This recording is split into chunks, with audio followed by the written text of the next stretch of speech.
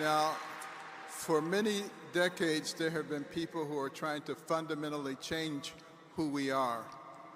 And there was a man by the name of Cleon Skousen who wrote a book called The Naked Communist in the 50s.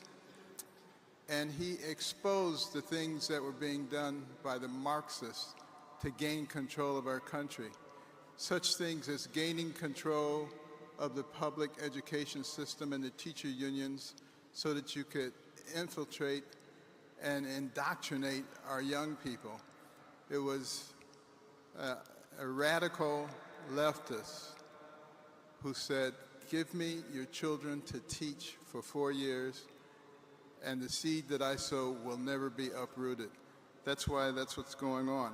They also had a goal of gaining control of the media and Hollywood so they could change the culture in America, making sexual perversion normal, natural, and healthy. And speaking of that, pushing God out of our society and changing the gospel to the social gospel. Have you noticed that a lot of preachers don't want to talk about what's in the Bible if it's counter to the social gospel? Well, I challenge the ministers out there to talk about what the Bible says and not what the leftists say.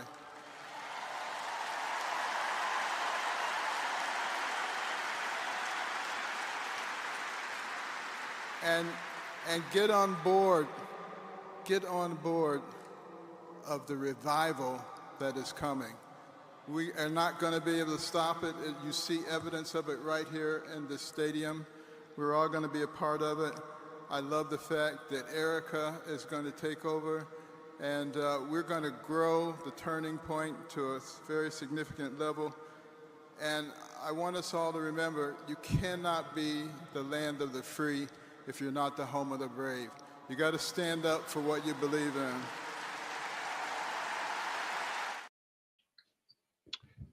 Truer words were never spoken by Dr. Ben Carson.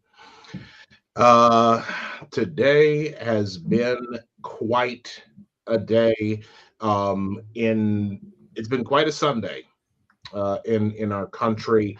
It has been a joyous occasion as many people have been celebrating the life of Charlie Kirk. We're going to be talking about that a little bit later in the show, but I wanted to just open that up because Apostate Radio, if I don't mind, I think I can speak for us all when I say that Apostate Radio is and always will be an unapologetically anti-communist platform. That's definitely true. We are unapologetically an anti-fascist platform. That is also true. Don't get it twisted. We recognize, I want to make this very clear, we stand in total opposition to the cult of the total state. And it is in that, and it is because we understand that that communism and fascism are the left and the right hands of the state, that we renew our opposition to this ancient evil. And so we want to speak out against that publicly today. We want to welcome you all to the show. This is, again, Apostate Radio. I am Isaiah Carter, coming to you for now from the Boogie Down Bronx. My man, Nostra Chavez, what's going on, sir? I'm doing pretty well, bro. We had a nice family day, and now I'm ready to talk to you. I just caught a little bit of the memorial. I saw J.D. Vance's speech, Erica Kirk's speech, Charlie Kirk's widow, Trump's speech in full. I still want to see some other ones. I want to see Rubio, especially see what he had to say. But geez, man, what a moving event. I don't know if you caught. I know you caught some of it, but I mean, it is. I'll say this, man. I think I hope there's a huge religious revival, Christian revival, but religious in general in America. I think our enemies, foreign and domestic, are going to really truly regret waking up our spiritual, the spirituality and the religious fervor in America, because that's going to make us quite strong. Yeah, I firmly don't think that these people really understand what they've done. They don't know. They have no idea the implications of what's happening. They don't know what's happening around them. And like I said, we're gonna talk about that momentarily, but a little later in the show. But Sure. for now, I want to talk.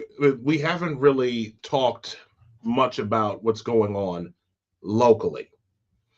That's because, again, there's been a lot of stuff that's been happening across the country, around the world.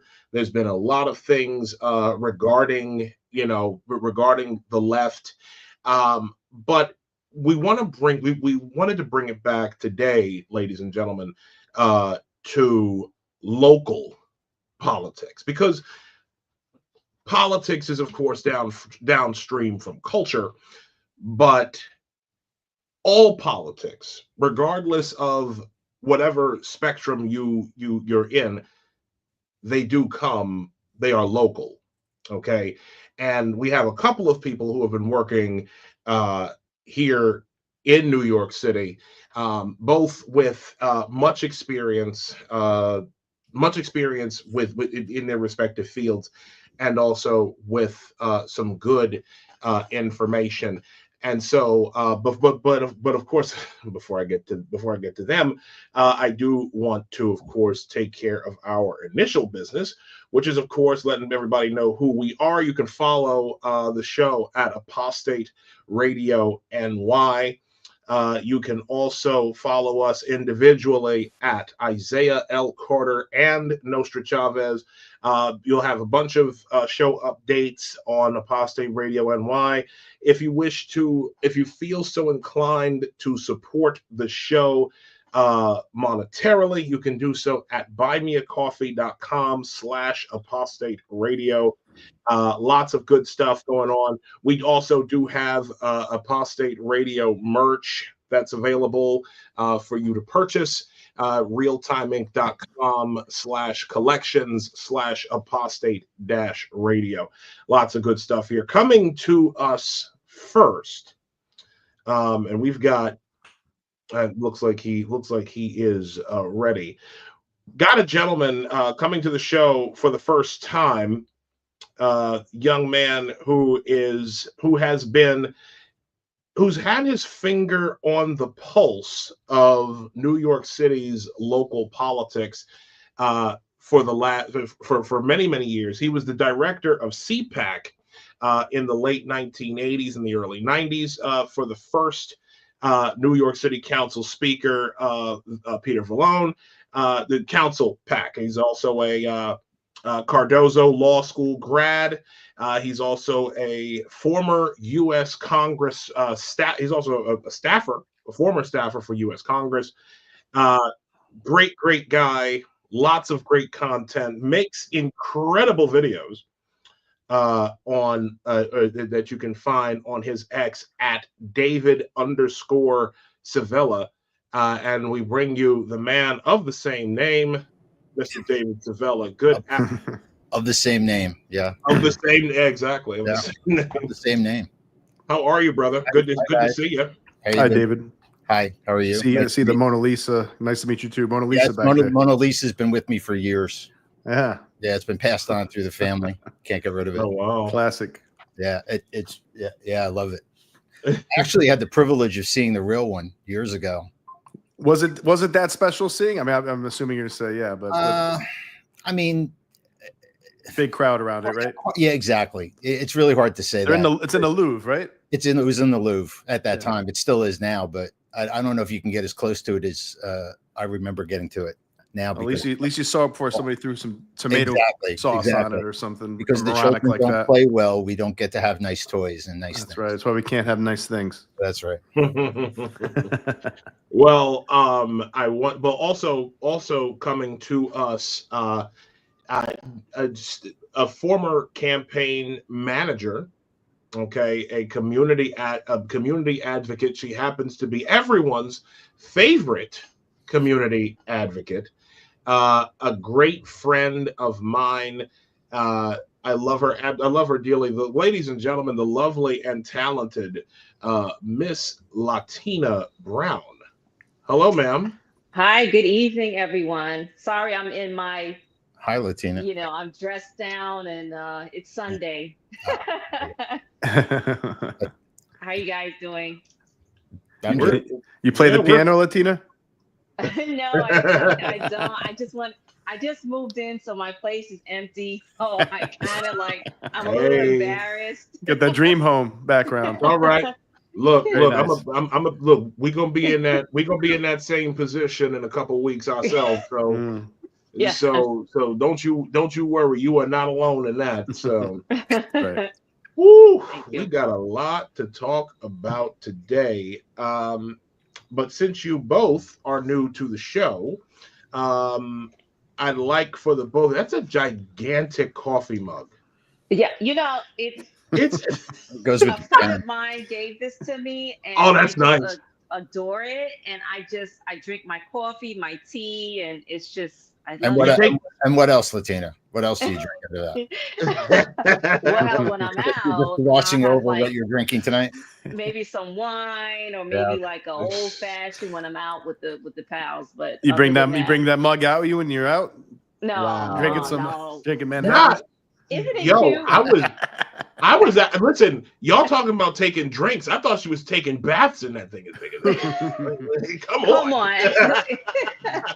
I love it. I love this mug. Nice. So I guess I'll do ladies first when it comes to introductions. Both of you have been on the show. Well, I'm sorry, neither one of you. This is your first time on our show. Right. What we do is everybody, first timers, we give you a chance to introduce yourselves to our audience. Tell us a little bit about yourselves and what you do. So, ladies first, Latina, please, if you would introduce yourself. Thank you so much, Mr. Carter. So my name is Lattina Brown. I am a community advocate and political activist. I have been advocating for 18 years. Please do not count my age. I've also worked in government for over 7 years. I worked in city council. I worked in NYPD. I ran for public office in 2021. I'm like a citywide community advocate. My main focus is caring about our older adults, caring about our veterans, building the relationship between the community and law enforcement, which is something I heavily advocate for because we do need our law enforcement to continue to service our communities throughout the city. I'm very big on politics. I've worked on numerous campaigns, as you well know, Isaiah. I've worked on Jim Walden's campaign. I've worked on some council members' campaign, assembly members' campaigns. I recently left the Democratic Party. I am now currently an independent. Who knows? I'm leaning more towards the Republican side. We'll see what happens. God forbid if the Republicans, they gotta make a huge comeback. It's getting there. But yes, my overall views is pretty much common sense. I'm all for the American people and fighting for the right things. And I agree with what you said earlier, Isaiah, about us getting right with God. I think this entire country needs to get right with God, and we need to be focused on leading in the right direction and connecting with God again. I think we've fallen so behind, and that's something that's desperately needed. It's such a shame that it took an assassination of one of the most remarkable human beings for everybody to come together in one room and say, hey, can we put our differences to the side? This is something that we should be doing every day. So Absolutely. That's just me, who I am. I want everybody to get familiar with who I am. I have my own little blog where I talk about issues, not just in the community, but across the United States. So, and I'm a Awesome. mom. I'm a mom to a teenager. So, You're a mom to a teenager? That's great. yes. Awesome. No idea. What's the All name of right. your blog, Lattina? Where can they find it? Yes. A boy? My you can follow me on X, on Instagram. It's Brown for the Bronx. I'm censored for some reason on Facebook. I'm on TikTok. I'm on YouTube. My YouTube channel is called Brown for the Bronx. And it's Okay. where I speak about issues not just in the Bronx, but all over, from local to state to federal to foreign policies. But, it's good to have someone who's on the ground, who's connected to the people, who could speak about the real issues, because that it's coming from an actual person that's going through that, who's actually connecting with different members of the community, which I think is so important, versus somebody that's just sitting behind a keyboard, just Yeah. going off Yeah. of he said, she said. I'm like, well, you're not out here, so you don't Right. know what's happening. So, and that's Yeah. much respect to your podcast, Isaiah, because you guys are on the ground. You are getting that experience. You know what it's like, and you know what we're going through. So I appreciate that. Dave, your turn, sir. If you would. I feel like I'm in school and I have to give a report. Hey man, this is I'm your. gonna do this really quick. I'm not running for anything. I have no desire to run for anything. I'm not out in the community doing anything. The reason I got interested in New York politics is I was born in New York. I grew up in New Jersey.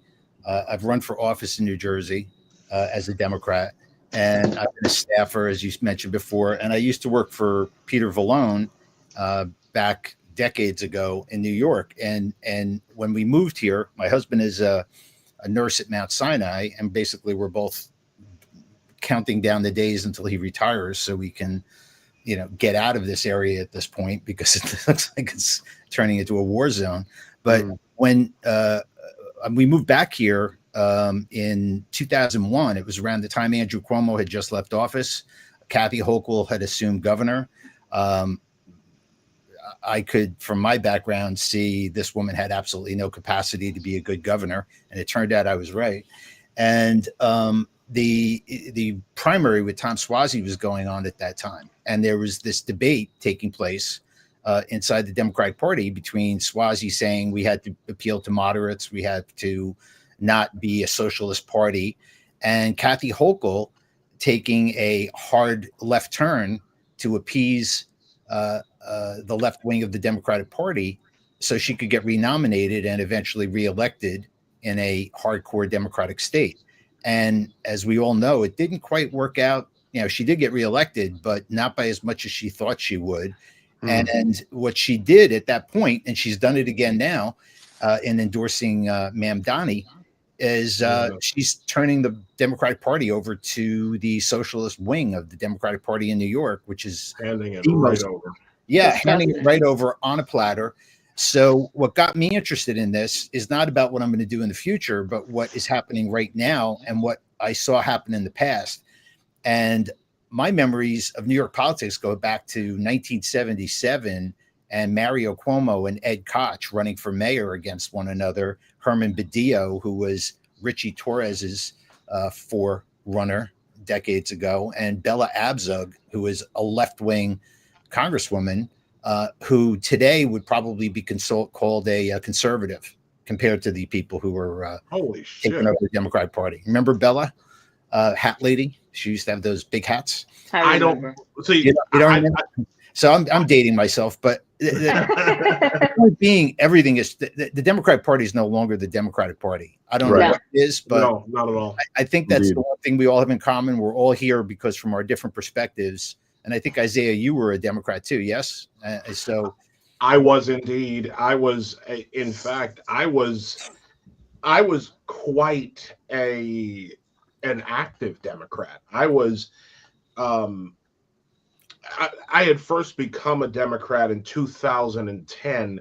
Or was it 09? It was one of those years. I had voted for Barack Obama in 2008.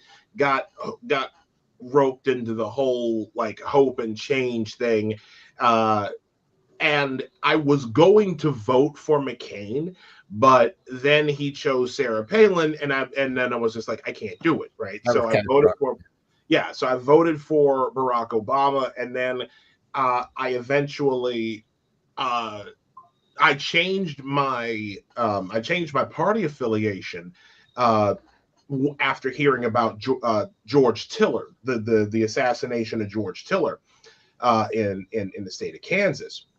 And then I was pretty much a card carrying like shit lib, basically. I was one of those types that was just like I was your typical pro Democrat black guy. and I'm dead serious. Like there were certain things that I did not like about the party, and I started noticing the hard turn the party made, the Democrats made in like 2015, like right after Freddie Gray, right after the Freddie Gray riots, and like all throughout like the Trayvon Martin thing, and then the Michael Brown thing with Ferguson, and you just started like seeing the dominoes like fall, like basically that whole entire time, to now where the Democrat Party, and in fact, it's so crazy because while the Freddie Gray riots were going on, I don't know if I've ever talked about this, but while the Freddie Gray riots were happening, or if you talk to people in my hometown of Baltimore, they call it the Baltimore uprising.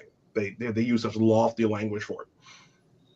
I was actually traveling back and forth from Baltimore up here to New York, basically to lay the foundation for my current career, and I was basically having to sneak out of the city during like the curfews that were in effect, because like people, like you weren't allowed to leave your house after, like, yeah, you weren't allowed to leave your house at certain times during that, you know, when all that was going even on. to go to work.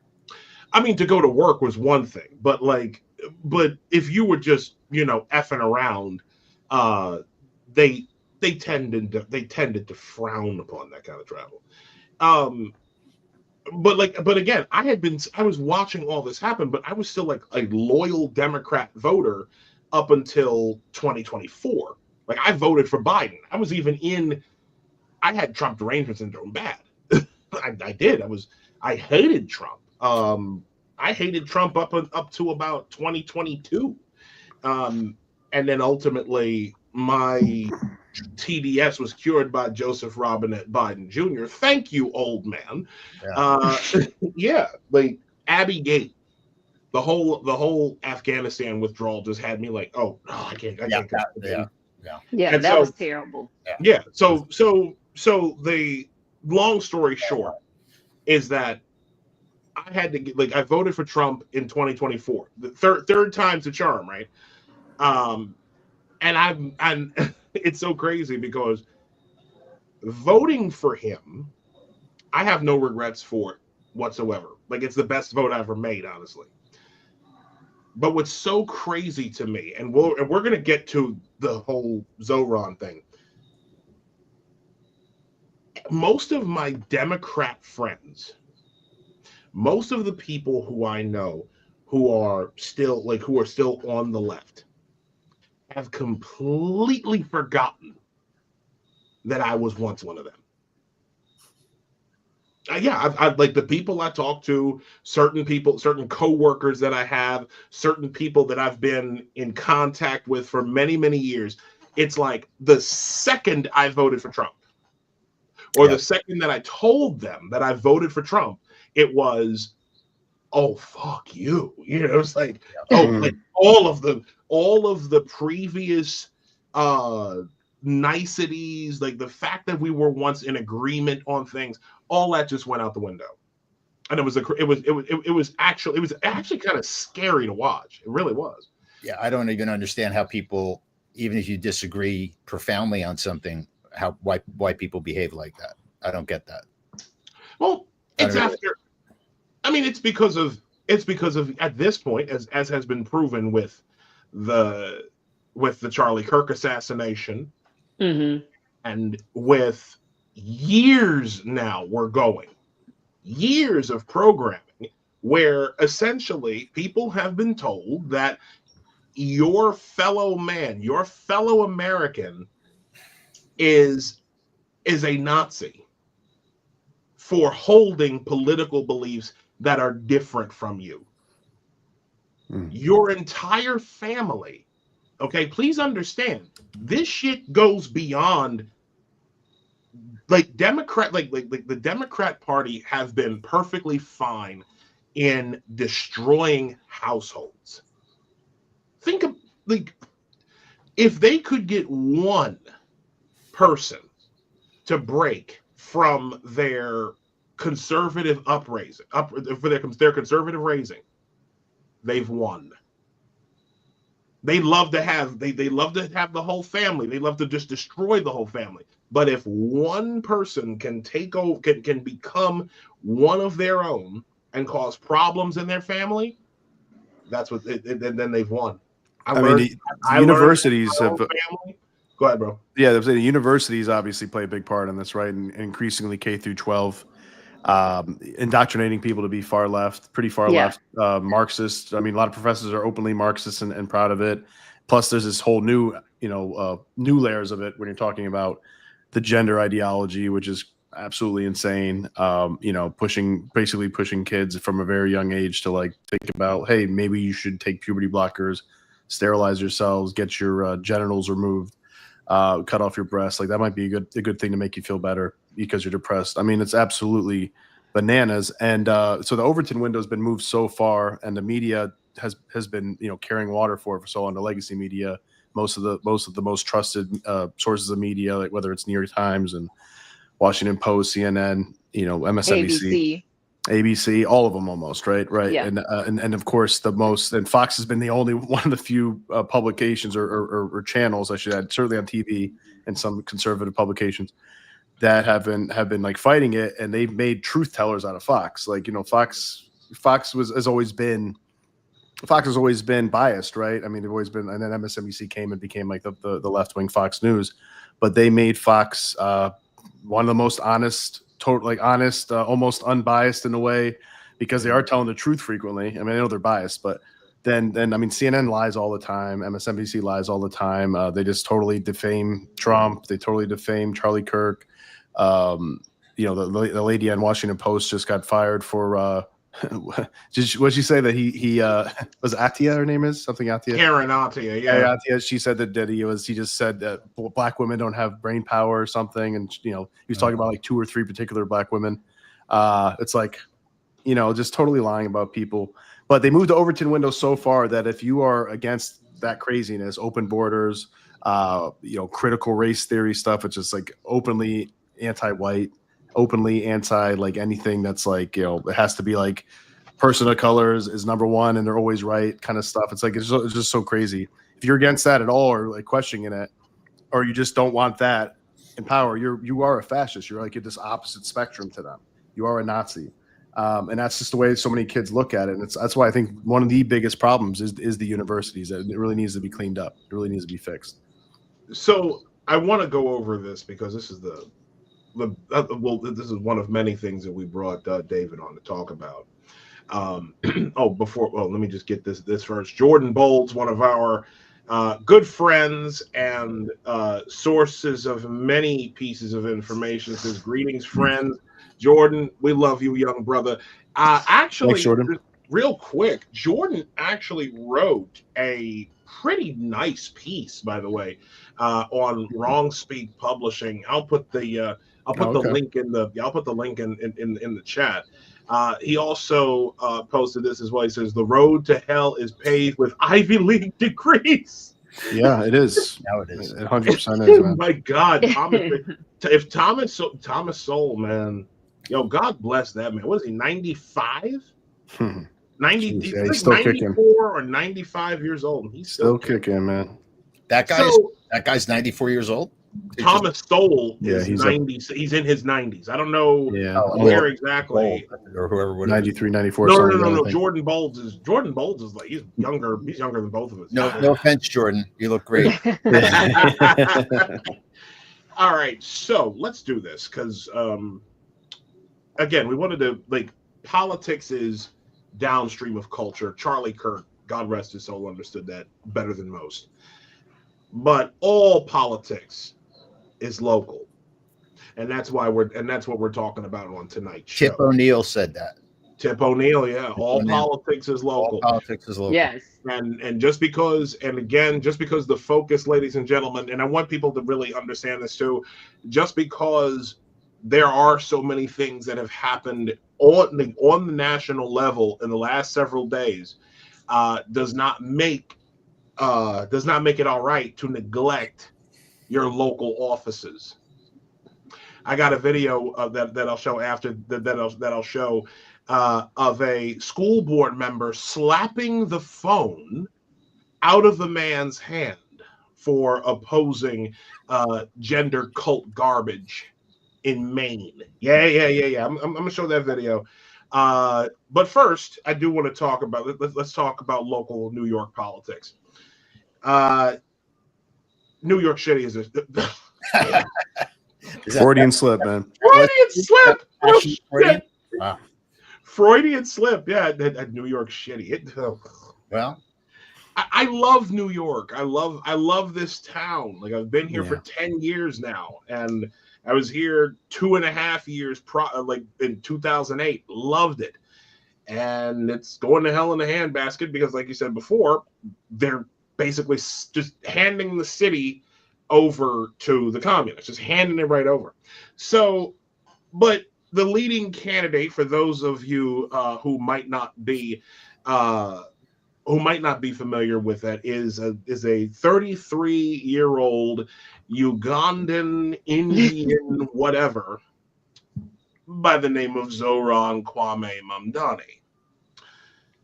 The man is an open, out and proud communist. He is a member of the DSA, which won't surprise anyone if you live in New York City, because most people, like most of our city council members, are DSA members. Oh, of course. Most, I'm dead serious, ladies and gentlemen. I don't think most of them. Most of them. Most of them are. Like, there's 59. There's 59, I think. If correct me if I'm wrong. 51. There are 51. Okay, 51 total city council members? Yeah. Yes. Okay. 51 total city council members. All but 8 of them are Democrats. Oh, that's okay. Yeah, I thought you said DSA, Isaiah. Yeah, they're not DSA though. Oh, well, but a good bit of them are. A good bit of the... Oh, it's a chunk of them. Some of them are hiding behind the word progressive. Yeah. And they're hiding behind working family. I think they're...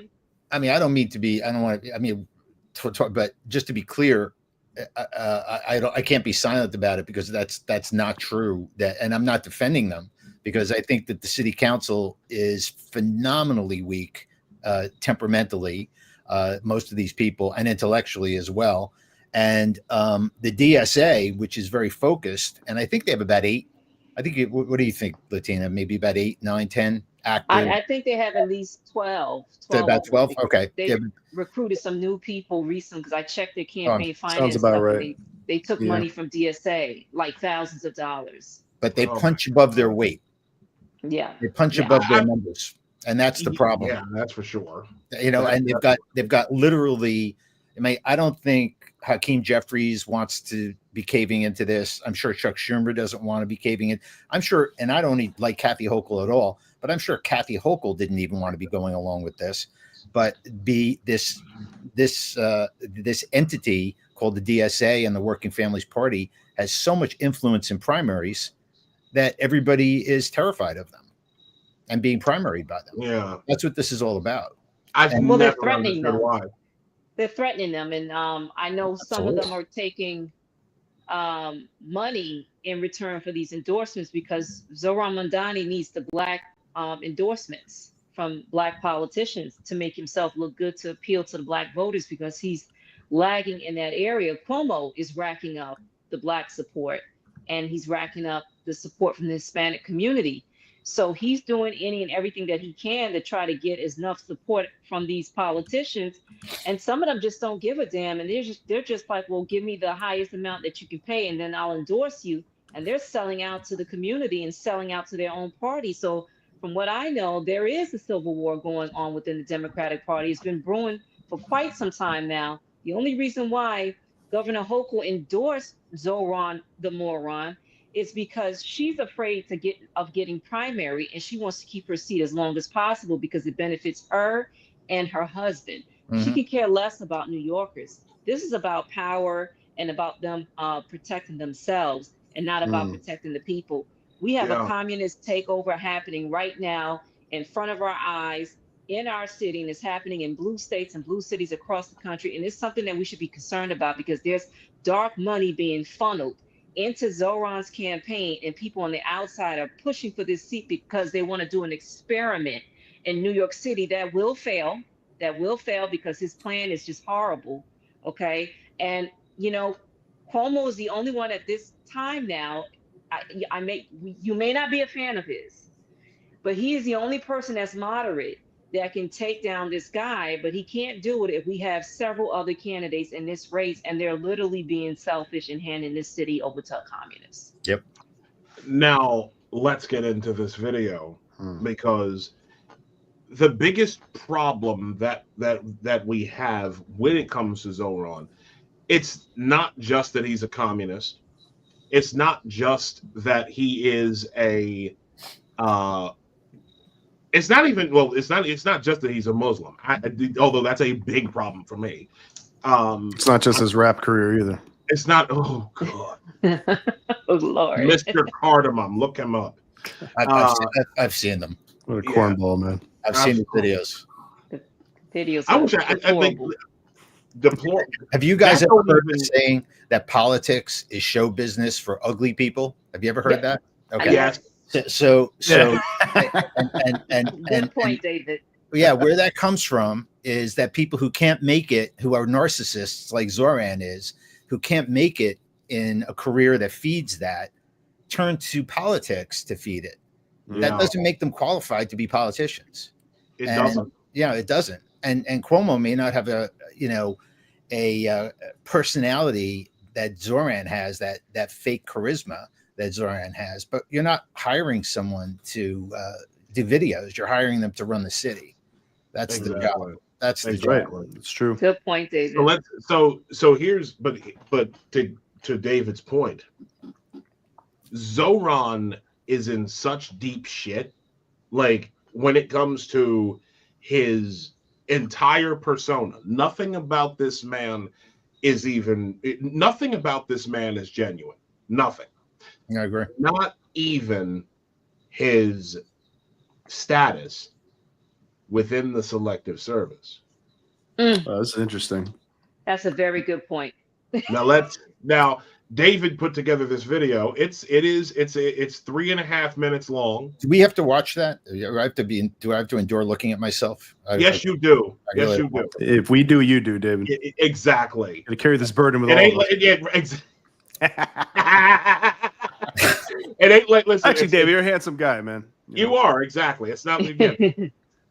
Yeah. I don't like watching myself. At least I can look at you guys doing this. Nobody likes watching themselves. Nah. It could be worse. It could be worse. Except for Zoran Mandani. Except for Zoran Mandani, whatever your name is. He definitely likes looking at himself. I've never seen. Oh, he does. Oh my God, he drives me crazy. His fake smiles, like the crooked smile. Never trust the crooked smile. His smile actually of late.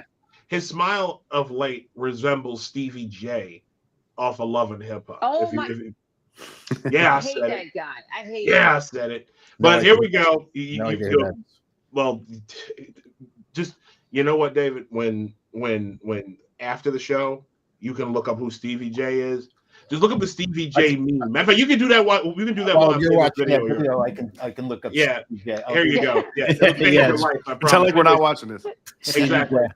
All right, ladies and gentlemen, David Sivella with quite a video.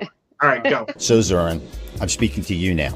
You know, and I know, you did not register for selective service as federal law required you to do when you turned age 18 as a green card holder, permanent resident of the United States. Zoran Mamdani has some questions to answer. Yesterday, I received his selective service records, which show that he did not register for selective service until January 17th, 2017, approximately 1 year before he applied for U.S. citizenship. This is extremely problematic because in order to be naturalized as a U.S. citizen, you have to be a permanent resident in good standing for at least 5 years. Zoran Mandami was not. Zoran Mandami was violating federal law by not registering for selective service. That is a federal offense punishable by up to 5 years in prison and a $250,000 fine. Furthermore, Zoran somehow went from violating federal law to within 1 year becoming a United States citizen, and within a few years becoming a New York elected official when he was elected to the state assembly in 2020, even though within the 3 prior years he had committed a federal felony that still was prosecutable until 2022. There's a 5-year statute of limitations on the violation of failure to register for selective service. Now Zoran Mandami has to answer a few questions, namely among them, how did you become a United States citizen, Zoran? You weren't eligible according to the facts we have from selective service. So Zoran, ma'am, Donnie, I know Bernie Sanders was your role model that brought you into politics, and Bernie himself was a draft dodger. I know your father is your role model, and he's not even a United States citizen, but he too was a draft dodger. And you apparently dodged registering for selective service, committing a federal felony. But unlike Bernie Sanders, who was born in the United States, and your father, who never applied for citizenship apparently, you did. And somehow, within a year of violating federal law, you attained that citizenship, which now means every New Yorker, as a matter of fact, every American, has a right to know how that happened. How did you end up becoming a United States citizen within a year of violating federal law? It makes no sense to me, but I'm not an expert immigration lawyer. Perhaps you, as an aspiring mayor, can let New York know how this happened.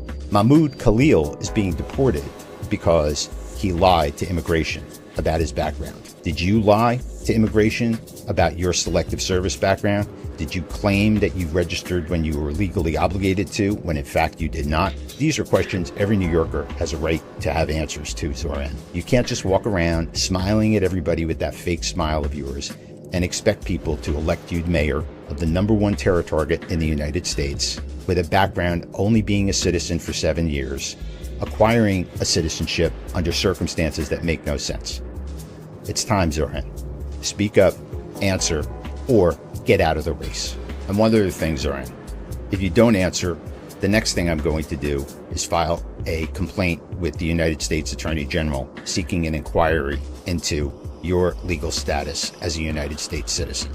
Personally, I don't believe you should even be a United States citizen under these circumstances, no less the mayor of New York.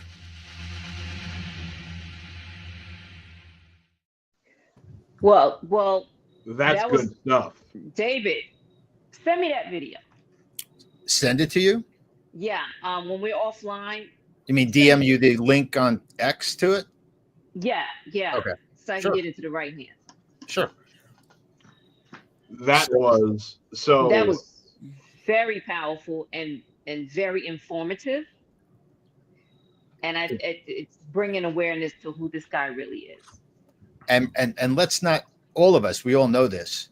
This is not a one-time thing.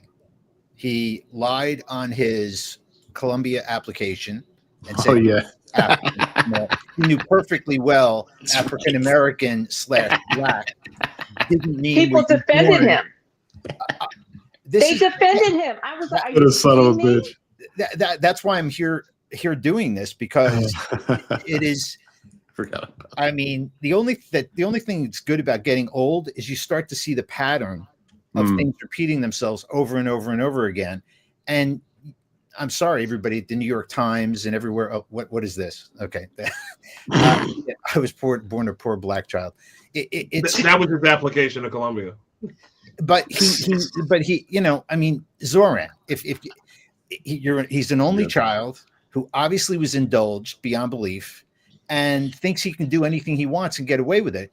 I have an interview with him. It's an audio interview that he did when he was 25 years old. I think it was in 2017, maybe 18, something, or whenever he was 25. he did this video, and he's being interviewed by a Bronx Science classmate of his. And this is obviously years after they graduated from Bronx Science. And he's joking, he's laughing about the fact that he ran for vice president of his class or something by telling lies. He's literally saying, I lied. I made promises. I didn't have any idea if I could keep these promises. Now, this is him in high school. And I have kids. I have a couple of adopted sons. They're adults now. One of them is actually about Zoran's age.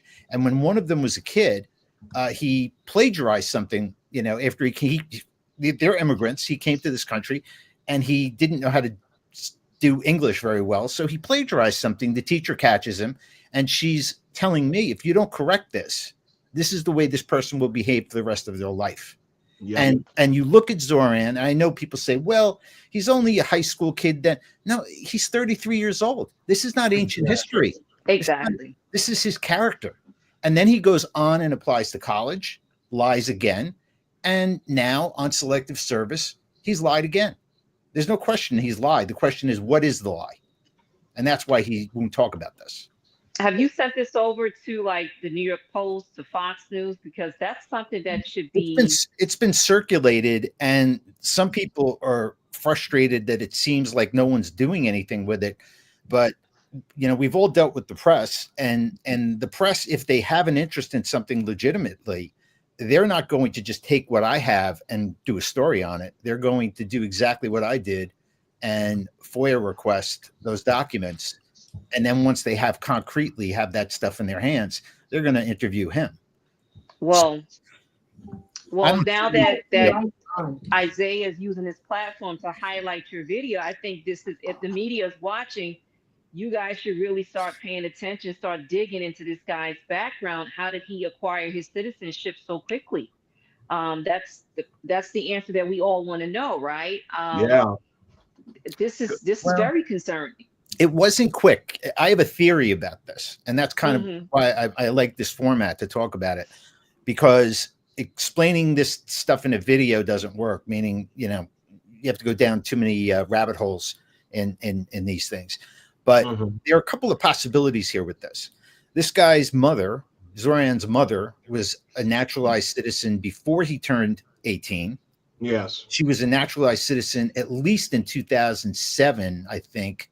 In an interview in 2007, she said she was a citizen of the United States, which meant that when he turned 18, the day he turned 18, he could apply for citizenship attaching to her, but he didn't. And that's what made me start to wonder, I bet you he didn't register for selective service, because when you look at his father not only, in my opinion, hates America, he is anti-military. He has a lot of ideas. I don't think we know half of them. But I could definitely see him being against his only son joining the evil empire's military, meaning us, the United States. Of course. And not wanting him to do that. So, this guy waited until he was 25 to register for selective service immediately before applying for citizenship at age 26. And I think, and that's why he has to answer questions about this, because it's very possible when he was asked, did you register? He said yes. And they left it.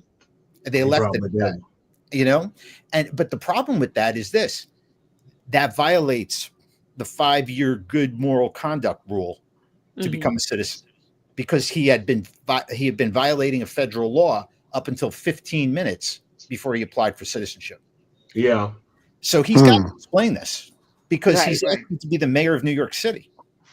Yeah. And it's a municipal office, but you guys all know that the mayor of New York City has a national security clearance, right? Yeah. Right? Because I was aware of that. They took Eric Adams' security clearance away. Everybody had a fit over that. Oh, I didn't know. Elect this guy mayor who probably wouldn't even pass a background check. Yeah, they took Eric Adams's security clearance. They did when he was under indictment. Yeah. Yeah. Wow. So now imagine this guy. Let's just say he lied in some way, shape, or form to immigration. Do I think they're going to take his citizenship away? No, he's been here since he was 7 years old.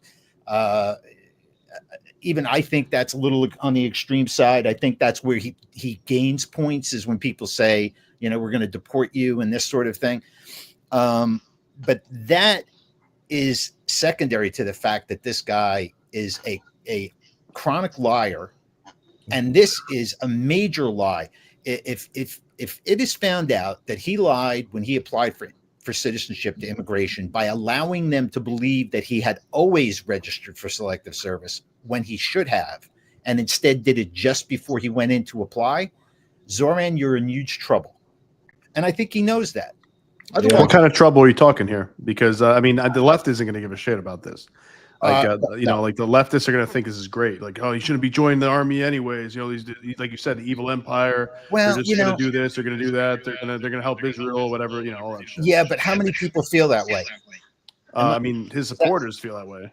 But I meant how many people who vote feel that way. His supporters are a small sliver of the population who will be 10%. That radical, right?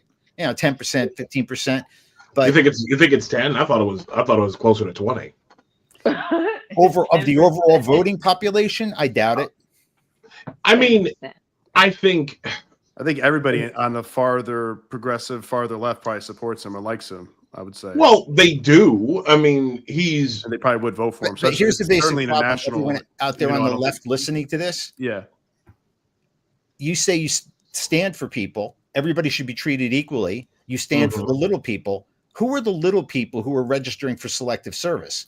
Not people like Zoran Mandami, who is so wealthy he never had to take out a student loan. Exactly. Not people like that. So it ain't the one. My point is, they don't. I agree with you, but they're not going to care about any of that. Like the left. It ain't the ones. They don't. It ain't the ones who are. They're very hypocritical people. They think it's funny that Charlie Kirk got shot and killed. They think it's hilarious. But they're not relevant. I think. So let me ask you, what trouble do you think he's going to get in? It depends on what he did.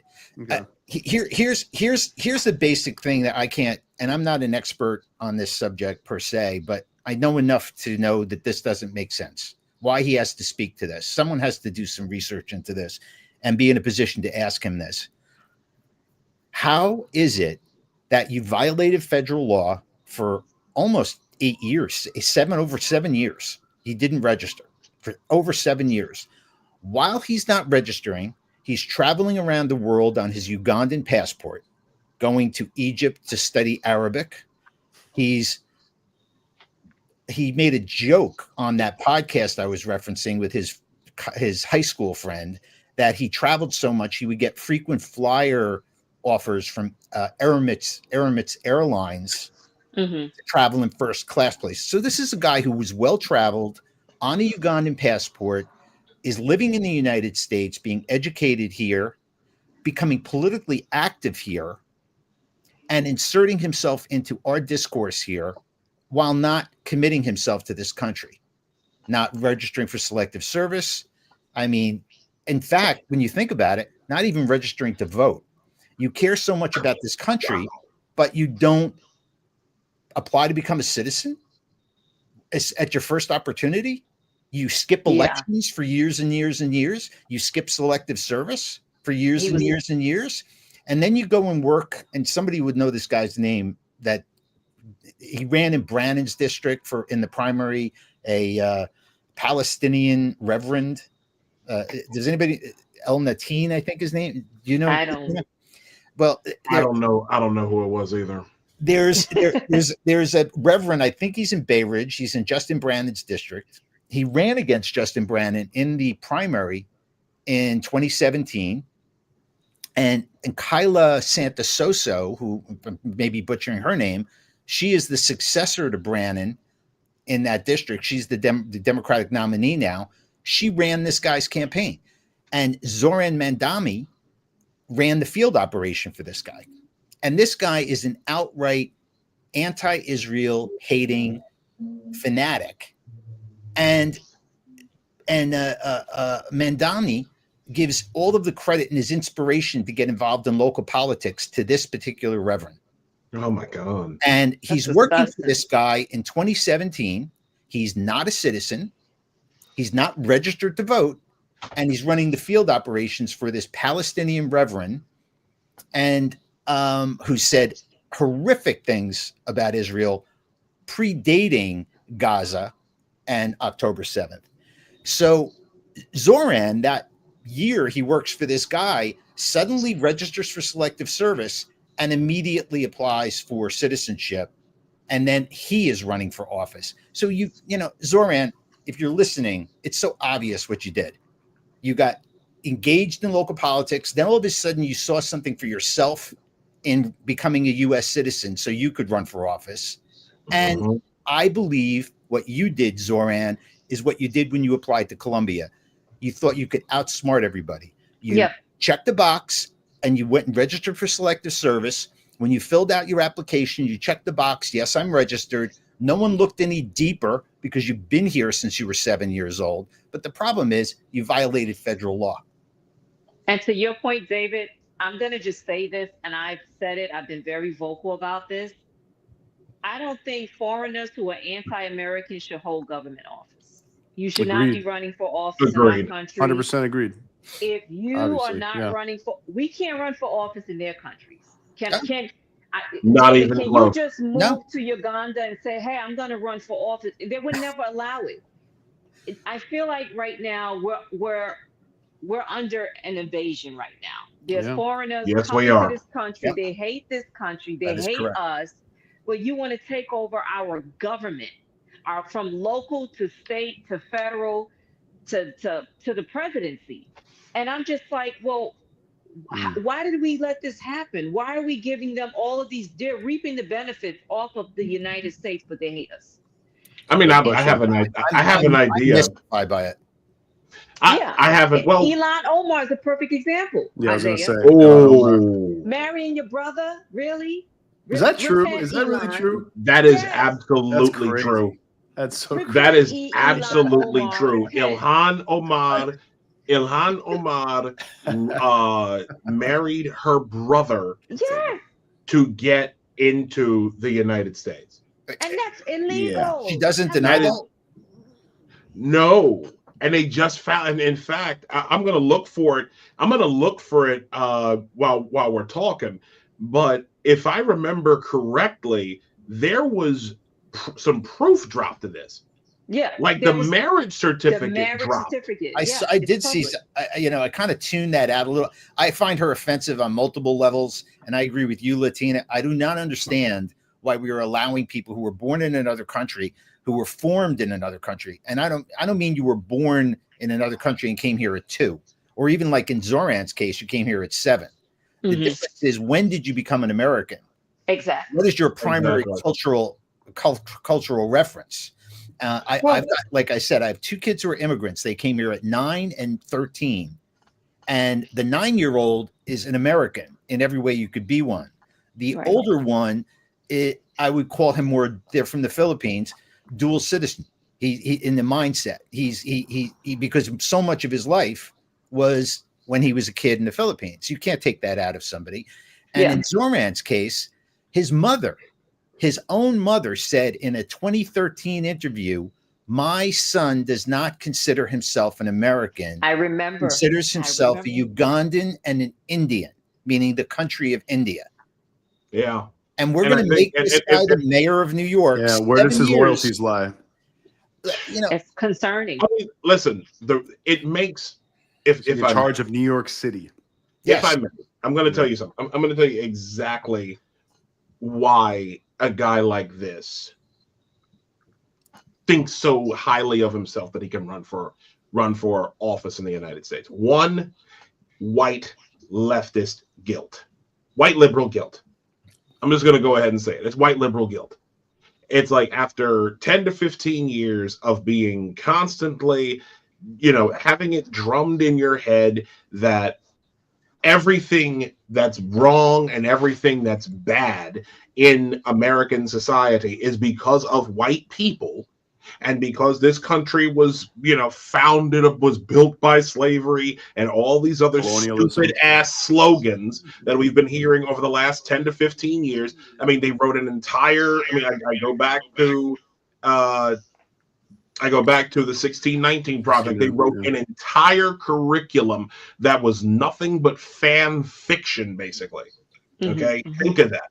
So now, and the same thing's happening in London, okay, in the UK, where everybody's been beaten down so much by this stuff that they just allow anybody who is not an American, anyone who is just a couple shades of brown, and they figure, well, this person must know things that we don't.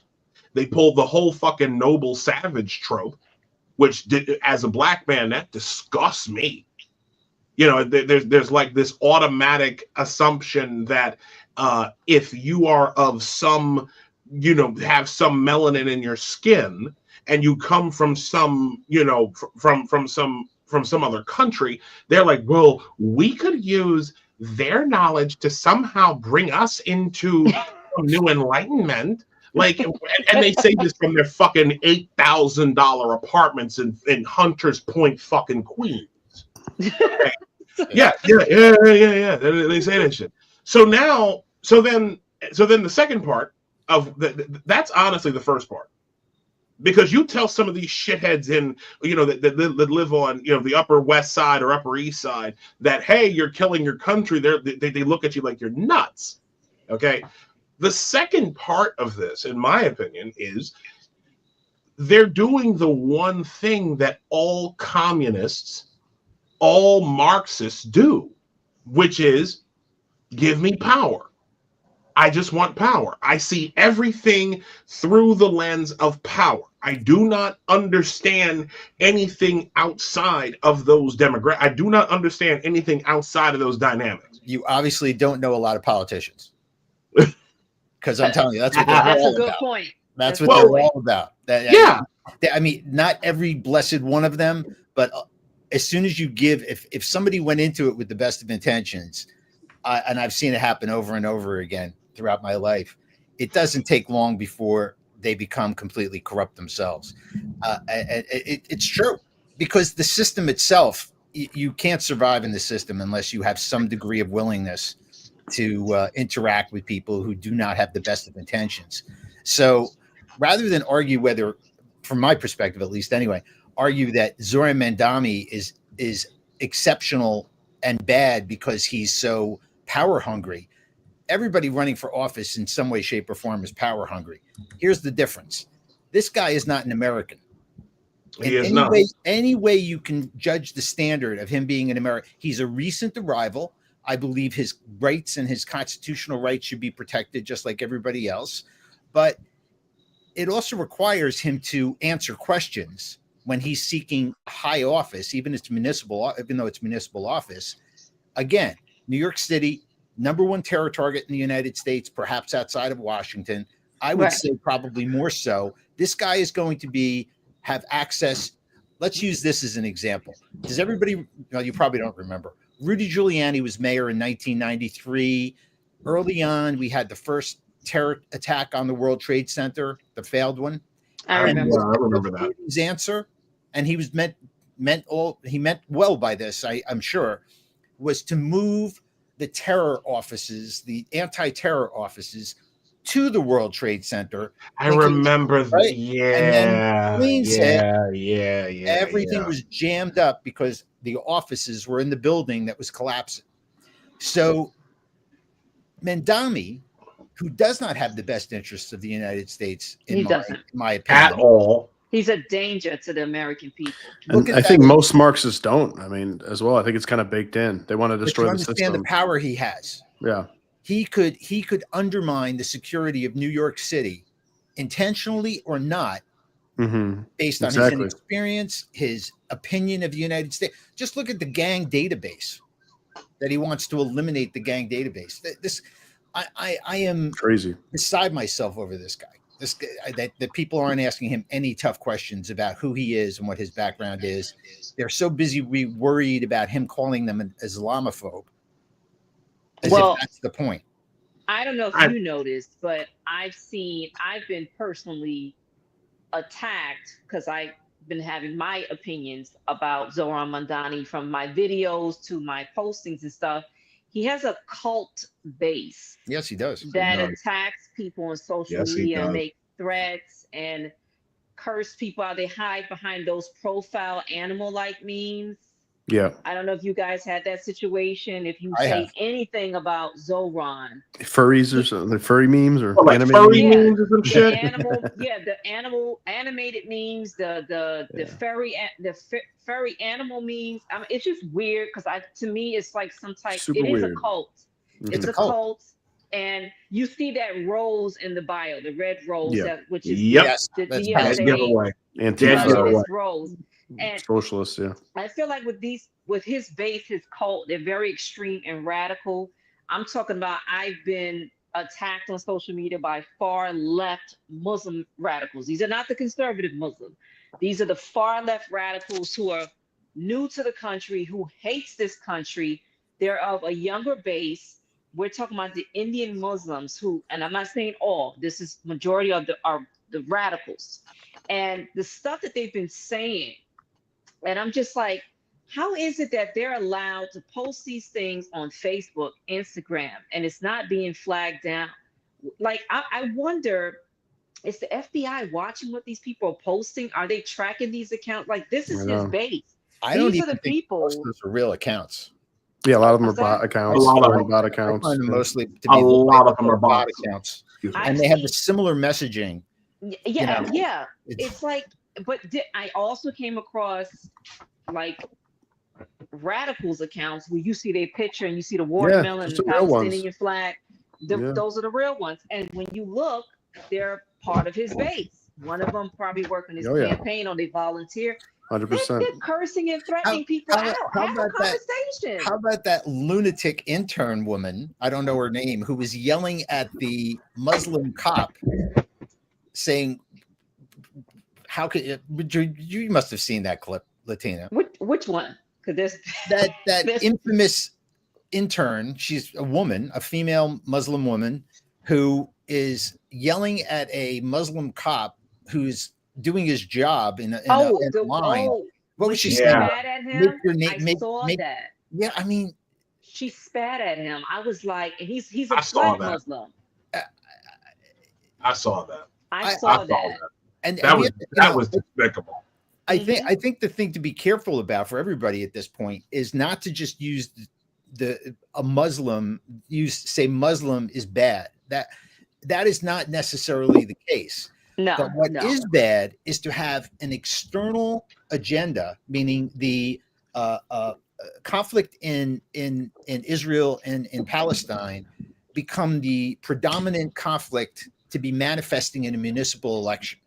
Meaning Zoran Mandani is going to arrest Benjamin Netanyahu when he comes here next week. If he were mayor right now, he would have him arrested. He's promised that twice. I know he can't. Absolutely. Yeah, he said it. Absolutely. He has said it twice now. He said it to the Times, New York Times. But before that, he said it to Mehdi Hassan in an interview. And you're like, you've been a citizen for 7 years. Where do you get the cojones to think that you can be dictating the foreign policy of the United States from a position as a mayor of a city, no matter how large it is? What would be the law that Netanyahu would be infringing on in New York City? Mandani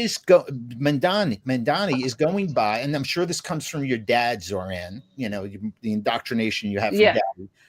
He believes he can enforce the International Criminal Court's warrant for Benjamin Netanyahu. The problem is Israel doesn't participate in that. I mean, they don't acknowledge the International Criminal Court, and the United States doesn't acknowledge the International Criminal Court. But Zoran Mandani, by being mayor of New York, is going to arrest a foreign official. Good luck. It's the dumbest shit I've ever heard in my life. Gullible. It is genuinely. I mean, we're talking about. Hold on a second. We're talking about a guy. Who has been offering. You remember the one big thing that he loves talking about? Buses should be fast and free. And you're the mayor of New York. It's not going to happen. It's not going to happen. Right, you're running, but hold on a second. You're running for mayor of New York City, and you're offering bus ride. You're offering free bus rides. The MTA, New York City Transit, is a state agency. Right. You won't have control over anything regarding this whole free bus system, the free bus rides. It's the most ridiculous. So basically, to go back to your earlier point, David, we got a guy who's basically just unapologetically offering whatever, just throwing anything up in the air, just like they did in high school. Exactly, just like they did in high school. He's running a high school campaign for the mayor of New York City, and the voters of New York, who, got to say, a lot of them must be dimwits, are just taking him at face value because they are. It's moronic. Now, it's not. I mean, work. Again, when you have, and the thing that one person,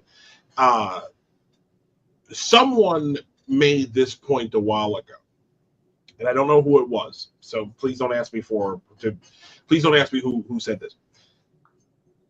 The people who are going to vote for Zoran in the next month or so are going to do so because in a year or two, if Zoran gets elected, in a year or two, when shit really starts to get bad here in New York City, they're going to be going back to mommy.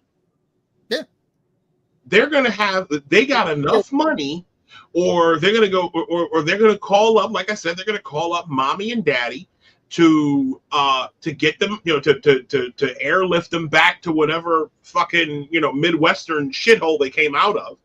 Okay. Or what they're going to do is they're going to move to like Westchester County. They're going to move to New Rochelle. They're going to move to up to Mamaroneck and other places where like more of them already fucking were, or they'll move out to Long Island. Like they'll stay downstate, but they'll go into like the surrounding counties long before the consequences. Well, I mean, I do not reckon. I don't know about you guys, but I've lived here. I'm 64 years old. I have lived here my entire life. You don't look 64. Bullshit. You're how old? 64. Bullshit. You don't. What? How else would I remember the 1977 mayoral race? Do you think I was like, in my mother's womb? My friend, you look amazing for 64. You take care. That is a compliment. You look incredible for 64. Okay, thank you. But would you like to switch topics to my skin regimen or something? I'm joking. But these people that are voting for him, these people that stand in line for his raffles and whatever, the scavenger hunts and things like that. I've never seen people like this in New York before. No, they're not. And they attack me because I grew up in New Jersey, or I lived in New Jersey. I lived across the river. I lived closer to Manhattan my entire life than these people who live in Queens do. And they're acting like I'm, that's their best defense. You haven't always been from New York. I was born here. I've lived here probably longer than most of you, this current bid on it. And I lived here a couple of decades ago for about 5 or 6 years. I know New York, and these people are not New Yorkers in the way we know New Yorkers. I don't know who they are. I don't know where they're from. They were Chicago. They weren't born here. These are people. I'm dead serious. The ones who were born here. I'll tell you a quick story. This was one of my DEI ex's co-workers, right? He just had to say that one. Oh, I always do, because again, if it wasn't for, I say this a lot, if it wasn't for the mercy of God, I wouldn't have seen nearly half the shit that I've seen and changed my view on things the way that I have. But what I'm getting at is this guy who was like he used to work for the nonprofit they worked together at, okay, the one that flew my DEIX over here to New York to work for, right? Because it's like based in California. Anyways, this guy, as soon as COVID hit and got real bad in 2020, he went right back to mommy and daddy in Ohio. That's just what these, and again, yeah, they don't give a shit, he used the pronouns of Legion, right? My name is Legion, for we are many, rolling around in one person, so that's why we got to use they them pronouns, right? Yeah. So he went from being a regular guy to a they them. And then as soon as the Alpha variant hits, he hightails it back to Ohio. Back to mommy and daddy. How old is this person? That guy was approximately. I mean, are you talking about a young person or a middle-aged person? How old? I mean, yeah, like he was. Let me see. My ex was 8 years younger than I was, so he had to have been right around like early 30s. Like he had to have been like 31, 32, maybe a little bit old, maybe a little bit younger than that. But yeah, like he was. All of these people, bro, all of them, when they got to again, your typical Zoran voter, your shit libs that are all in like Williamsburg and Park Slope, and even in like Bushwick in particular, Astoria is like this. They all got money, and if they don't have money, mommy and daddy got money, and they're gonna get them out of here before the shit really hits the fan. Astoria wants him bad. Astoria wants Zoran real bad. So they're all rich. They're not from New York. They're not. No clue. They have no clue. None whatsoever. That's what blows my mind about what I'm seeing here, because the people who should know better, the politicians who should know better, are ignoring it because it serves their purposes to keep these people in line. Exactly. Senator Daenerys, is that his name? The one out in Queens? Yeah. Yeah. I mean, I think so. He's a Harvard educated lawyer. You don't realize what's going on here, guy? You're just going along with that. David, I would argue that it's because of his Harvard education that he is on board with all the. Yeah. I would. No, I mean, most of them believe it. I think all these guys will probably live here while things would start to suck. He looks like he's in his 50s to me. They would ride it out. I don't know. They would ride it out, and if they get money from mommy and daddy, they don't have to worry about much. It's not like they're making a huge salary that has to be taxed or anything. They don't own anything probably. They just get their rent paid. But the kids who are voting, they get free bus. They get free bus rides. The transplants that are voting for him, I understand it. The white guilt people, the liberal, the ignorant white guilt people voting for him, I can understand that, because they don't do it. Then you got the Indians who might vote for him. Then you got Muslims who were going to probably vote for him, and that ends up being a nice chunk of New York City. It does, but I don't think it's as monolithic as you might think. No, I don't think it's as monolithic. Certainly not. But Muslims are necessarily uniformly behind what he's doing or thinking. And I think a lot of people who, when they find out what he stands for, are not going to be terribly interested in his candidacy. But the problem is they have to find out. You're right. Absolutely right, David. But I do want to say this. This will be a perfect opportunity, if the Republicans are really up on their game, right, to start challenging Democrats that's in the state office, because there's an election next year, the congressional office. Why is it that we're not pushing for a TPUSA chapter in New York? There isn't one? There has to be one, right? No? There is not one? How could there not be one? No way. No, we don't have one out. Jesus Christ. We don't have. Maybe, I heard they just got like 32,000 or something like that, or 3,200 new, something like that. So hopefully one of those are some New Yorkers. This will be the golden opportunity right now for Republicans to take former Democrats and recruit them, bring them over to the other side, bring in the independents, bring everybody under that umbrella so that we can stop what's happening, what's about to happen to this city, because we're already going through a hot mess under this current leadership and the previous leadership. Because when I worked under the Bill de Blasio leadership administration, it was a disaster. For the former Corey Johnson, it was a disaster. I mean, this thing has been in the works for years. This is not something that was just cooked up overnight. If I recall, former councilman Reverend Ruben Diaz Sr. highlighted that this was going to happen, and everybody called him a bigot. They called him a hateful person, stripped him of his committees and all of these things. And I thought he was crazy. The whole time he knew what was going on. He knew that this agenda was being pushed out into our children's schools, into the university, into the workplace.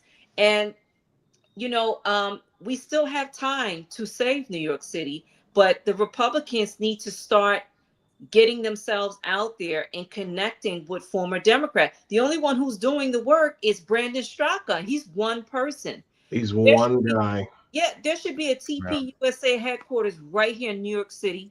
They should be recruiting people from all across the 5 boroughs. There should be I don't even know if there's a TP USA chapter in New Jersey. They should have one in Chicago. I think there is one in Jersey. Yeah, Chicago is a mess right now. So I'm saying this. And Charlie, go ahead. If you're listening, guys, get your shit together and start getting ground game going. Like you're too lax. You guys are just sitting back and waiting for Mondami to take the city. No. We need to fight for our city. We need to get boots on the ground, and you need to start recruiting, people who are out here busting their behinds to try to fight for this city. It's Isaiah, you're fighting for the city by using your platform. Chavez, you're doing the same thing. David, you're putting information out there on the internet about this guy. They need to be recruiting all of us. They need to be recruiting a lot of New Yorkers who are unhappy with this current administration and with this party, because the Democratic Party is dead. It is dead. Yeah. It is now the Communist Party. They're done. It is fractured. You could thank Governor Kathy Hochul. She put the nail in the coffin. She will not be getting reelected because right now New Yorkers are angry. Yeah. And I'm gonna give you a good example. I'm gonna show you how Zoran's people get down. Okay. This guy, so from Dan Rivoli from New York One, you've got a guy, there was on September 19th, this was this past Friday, Cuomo went to a mosque in Queens and was heckled by a guy. Not a guy, a bunch of guys. A bunch of guys. Well, I've got the video here. I'm about to actually pull it up. But these are the types of people who Zoran's presence encourages.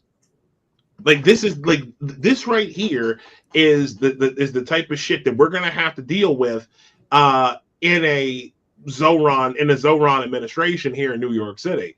So yeah, from Dan Rivoli's ex account, here we go. Gonna play this. It's about a minute. It's about almost 2 minutes.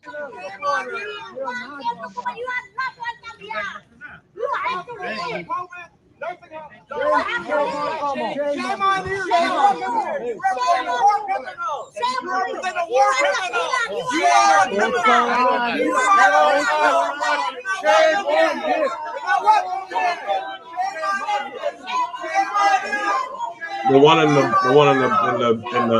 Hawaiian shirt with the backwards hat. I've seen all of these people. They're all paid agitators. Yeah.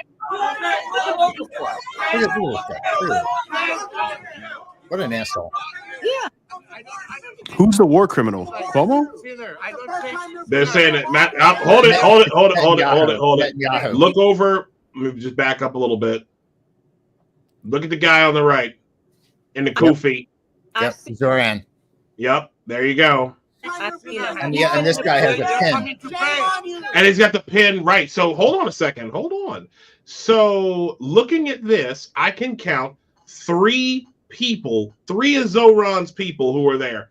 The one on the right, the one two people over from two over from Cuomo with the pin, and then there's one guy in the back in the background, right behind the dude with the Zoran pin. I'm gonna advance a little bit more. You're coming to pay to get that. How dare you support Shame on you! Supporting the killer, one killer. You're gonna represent him and come to the masjid. He killed all the innocent. Which is a violation. Run, go, run! Run, go, run! Run, go, run! Shame on you! Run, go, run! This Shame fucking on shit you! here. Shame on you! You know that. You're not welcome here. You represent the war criminal. You represent war criminal. You're the killer. Now, all right, that's all I can stomach. That's all I can stomach, because that's just ridiculous. Okay, first of all, you violated a mosque, which is a sacred space. Everybody knows that when you enter the mosque, it is to be peaceful. You are not supposed to start conflict. I've been in the mosque. I've been in quite a few mosques. I sit with the women. There's like this divided. The men sit with the men, the women sit with the women. And you are not allowed to disrupt the peace in the mosque. I'm surprised that they thought that that was okay. I've called that out on X recently. Or paid the guys that you pointed out, I've seen them in the Bronx with the Bangladesh community. Oh, the same people. Oh, really? They're all paid, bought and paid for. I just called out one of the prominent leaders who celebrated the assassination of Charlie Kirk, and I destroyed him. And he's a Zoran supporter. Those guys are all connected. You ever heard of ICNA? No, I haven't. You should look it up. It's supposed to be a nonprofit. They do food pantries and stuff like that, and it's actually ran under the Muslim community. It has its benefits, but lately I've noticed that it's been utilized for foreign politics for some reason. Oh, wow. And wow. that's not supposed to be happening, but you got politicians pumping money into these organizations, and they're getting involved. To bring this back to the man, Zoran. Yes. Remember, this guy was causing social disruption within days of October 7th. Not a year later, not 6 months later, before there were even boots on the ground in Gaza. This guy was shutting down Grand Central Station. He was arrested outside Chuck Schumer's house. I remember this. And he was using the word genocide before a single Israeli troop entered Gaza. Yep.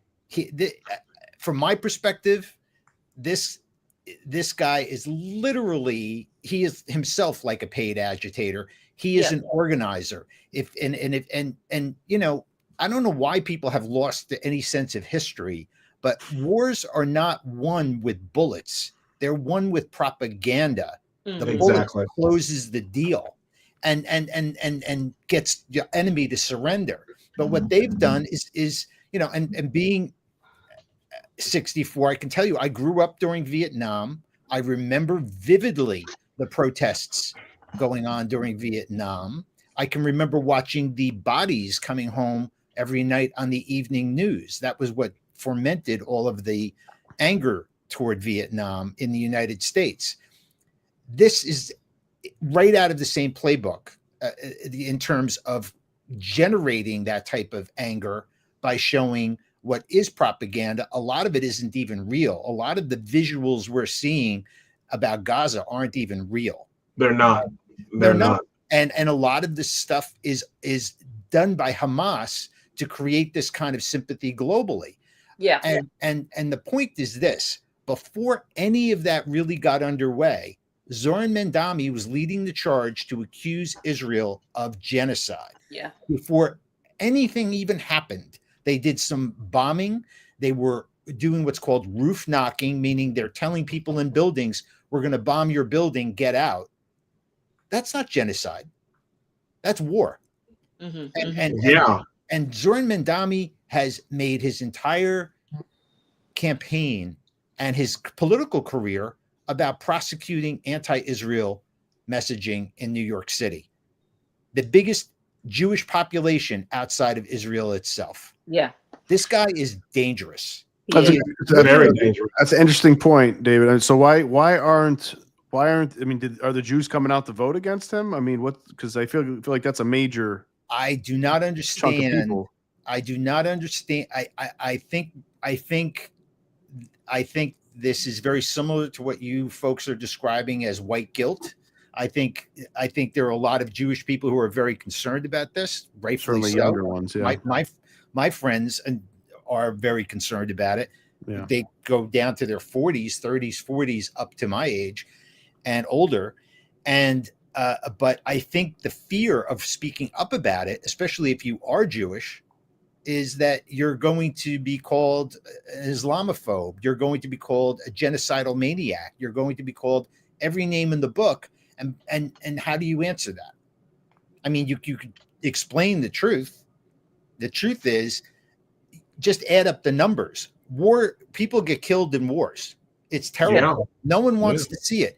The average civilian who's never served in the military cannot fathom the horror of a war, no less see it on their phone, or back in Vietnam, see it on their television. So Zoran has literally taken that and turned it into his political messaging in order to get people who are against war or against violence, and that doesn't make them bad people, but he's manipulating them into believing that Israel is doing this for, excuse the French, but for shits and giggles. Yeah. People in the United States have no clue what's going on in Israel in terms None. of geography, in terms of the threats above, below, and all around. They have no idea what they're talking about, and they have no idea how this culture, the Palestinian culture, treats women, gays, Jews, Christians. They're clueless. And So you're saying they wouldn't be really welcoming of Queers for Palestine over in Gaza? It will not. No, Not I've been there, and That's I a joke, guys. Come on. parading around as an openly gay guy, but I can tell you, they would have killed me. The people I've encountered, and not just there, Egypt. These folks have no idea what they're talking about. They really don't. And we shouldn't blame every Muslim person for this. That we have to be very careful about that. But that's not what's driving this. The younger radicals are taking full advantage of this and use foreign war to use it for this local election to do fear mongering and targeting certain groups of people. But I'm going to be honest with you. I do worry about the safety of not just the Jewish community, but the safety of all American people. I'm talking about American-born people here in New York City and in the United States. Like, where do we go from here? Because they're infiltrating our government. They're purposely leaving countries, their third world countries. Minnesota too. Yeah, and Illinois. Yep. Radical policies in our country. The United States, it is not a communist country. We are a capitalist country. And these people that's coming in, they're being, this money is being thrown behind them. You got George Soros, who's one of the main culprits. This guy is America. You got Chinese communists infiltrating our government. That is a concern. And that's something that, Department of Homeland, our intelligence should be all over it. This is a serious problem. I don't get what's going on with that. Yeah. It's very troubling. And we got to also think Sam Antar, aka Crazy Eddie.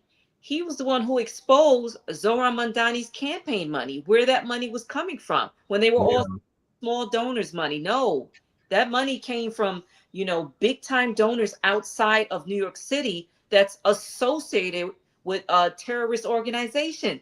We should be concerned, and people are not. Should be. Obviously.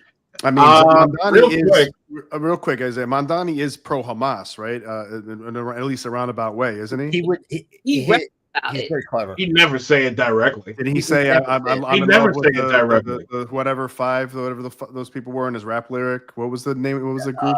The something 5. What was it? Holy Land 5 or something. Holy Land 5. Yeah, Holy Land 5. Yeah. They support Hamas. Is that right? Or funded them or something like that? He did rap about them. Yeah. I mean, Zohran Mamdani won't answer. And the problem with the press is that the press does not want to challenge him because they want this narrative that he's, They're all leftists too. You got to remember, like the young press, a lot of young people who are on Errol the left, Lewis and then is the the older people worst. go along with them because they want to be cool, and they're so afraid of Trump and fascism that they just keep on moving farther and farther to the left, and that's a huge concern. It's a huge concern because if he's a guy who's sympathetic to Hamas, sympathetic to Islamic violence, because internationally he thinks America and Israel has abused them or whatever the hell he might believe. He might turn, maybe he won't facilitate terrorism, but maybe he just kind of turns a blind eye. Maybe he doesn't fund certain police initiatives or legal initiatives to be like, maybe we won't really look. We don't need to surveil the Muslim community or this whatever. We don't really need to do that. Like, I think that's been overblown. Like that's completely within. And then whatever happens. I don't know. I don't know. He's going to be very biased. I think that he will be discriminatory towards other ethnic groups. I think that he's going to pick sides and only pander to the Indian Muslims because now he doesn't have the Black African Muslims. He's been trying to get their support. And they said when they found out about his agenda, it was hell no. Yeah,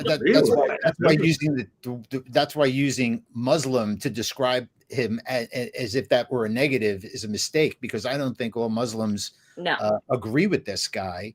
And, and when we're talking about Islamic fundamentalism, we're not talking about the Muslim religion. We're talking about a political viewpoint that uses the literal strict dictates of that religion to prosecute a global agenda. And it's happening everywhere. How could you look at what's happening in Europe and look at what's happening here and say, oh, this is normal? This is not normal. It's not. Yeah. It's definitely not normal. That's paleo. I call it paleo communism because they've been doing this shit for centuries. Right. Like the Islamic fundamentalists, they've been doing this shit for over a millennium, actually. Over a millennium. I do want to talk about this just real quick. Our good friend and really one of my best friends in the entire world, Jason Curtis Anderson, he posted in the chat. He says all of the money raised by the GOP in New York City goes out of state to swing states. And whenever Republicans run for office in New York City and try to raise money from the party at the national level only sends money to swing states. So in other words, it's like they've given up.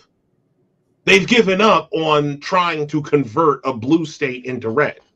No, I don't. Well, that's what it sounds like to me. I don't. Why? Go ahead. Well, first of all, New York is a very wealthy state. New York State. A lot of wealthy people here. A lot of wealthy, like Ron Lauder lives here. Long Island as well.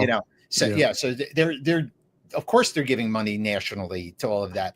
But there's no way that the GOP is not taking New York seriously next time up. Elise Stefanik is going. My personal opinion is she will destroy Kathy Hochul in a general election. I think she will, yeah. And the main reason for that is you're not going to change the makeup of the state legislature in 2026. It's still going to be overwhelmingly Democratic, even if they lose their supermajorities. It's still going to be overwhelmingly Democratic. You're never going to change control of either house in 2026. So the only way to check that, I'm not in 2026. There's no way. No way. You could talk about it. You could make gains, maybe set yourself up for the future to take over a house or something. But the only way to check this sort of radical left shift to the Democratic Party in New York is to elect a Republican governor. It's the only way. There's no other alternative. I agree with that. Because here's my question regarding that. Like, we got two senators who are very much. I mean, Schumer is pushing 80, damn near ready to go. 73, 74, something like that. Well, he's in his mid 70s. Okay, he's an old mid 70s. He's an old, yeah. He really is. Yeah. He really is. So, and then you just had the Waddles, Jerry Nadler. He's retired. He's not running for re-election. No. So Kirsten Gillibrand, does anybody even know what the fuck she does? I Like, don't. I mean, all she does really is she's just basically the junior of the two senators from New York. She's That's it. Schumer's second vote. She's Schumer's exactly. She's Schumer's second vote. So the issue, but I think between the two of them, I think Schumer's probably the more vulnerable of the two. Well, she's just got reelected. She just got right. So yeah, so she's probably, whatever happens, that's she's got another 6 years or how. When did she get reelected? Schumer's up in 28 and she's up in 30. Yeah. Okay. So all right. So we've got 5 years. So we've got 5 more years of Gillibrand and 3 more years of Schumer.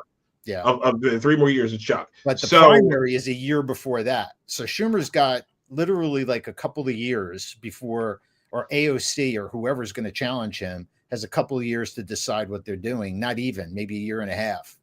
And I mean, the scary thing is I think AOC could beat him in the primary. Oh my God, she could. She could beat him in a primary easily. He's terrible. He's a terrible candidate. He's and he hasn't stood up for anything with clarity. I mean, think of the stupid things this guy's done. Do you remember that interview he gave about Donald Trump that time where he was warning on Meet the Press or something, warning Donald Trump not to criticize the CIA because the CIA, the intelligence. Oh yeah. Basically, all but admitting that the deep state is real, exactly, and they'll fuck you up if you talk about them. I mean, what he's saying is criminal. Yeah, he's acknowledging that the apparatus of government is being used to intimidate a president, which is a criminal act. It's treason, and he's acknowledging it on Meet the Press, and the press just moves on, and that's okay. One other thing that Jason said, because Jason actually wrote several things here. He said so all the money raised here. So getting back to what he was talking about local money, all the money raised here in New York leaves, and the money raised nationally goes to swing states. So basically, Republican candidates are broke before they can even get started. Didn't someone tell us that the Democrats outnumber Republicans like 8-1 or something, or the funding does in New York City? That wasn't so much the funding. The numbers or the funding. No, I think that's the match that's done by the city. That's what that number sounds like. I could be wrong about that. All right, maybe that's what it was. Go ahead, Latina. No, I was going to say, you mentioned that the Democrats outnumber the Republicans, which is true. But here's another factor. Independents outnumber both sides. True. Data doesn't.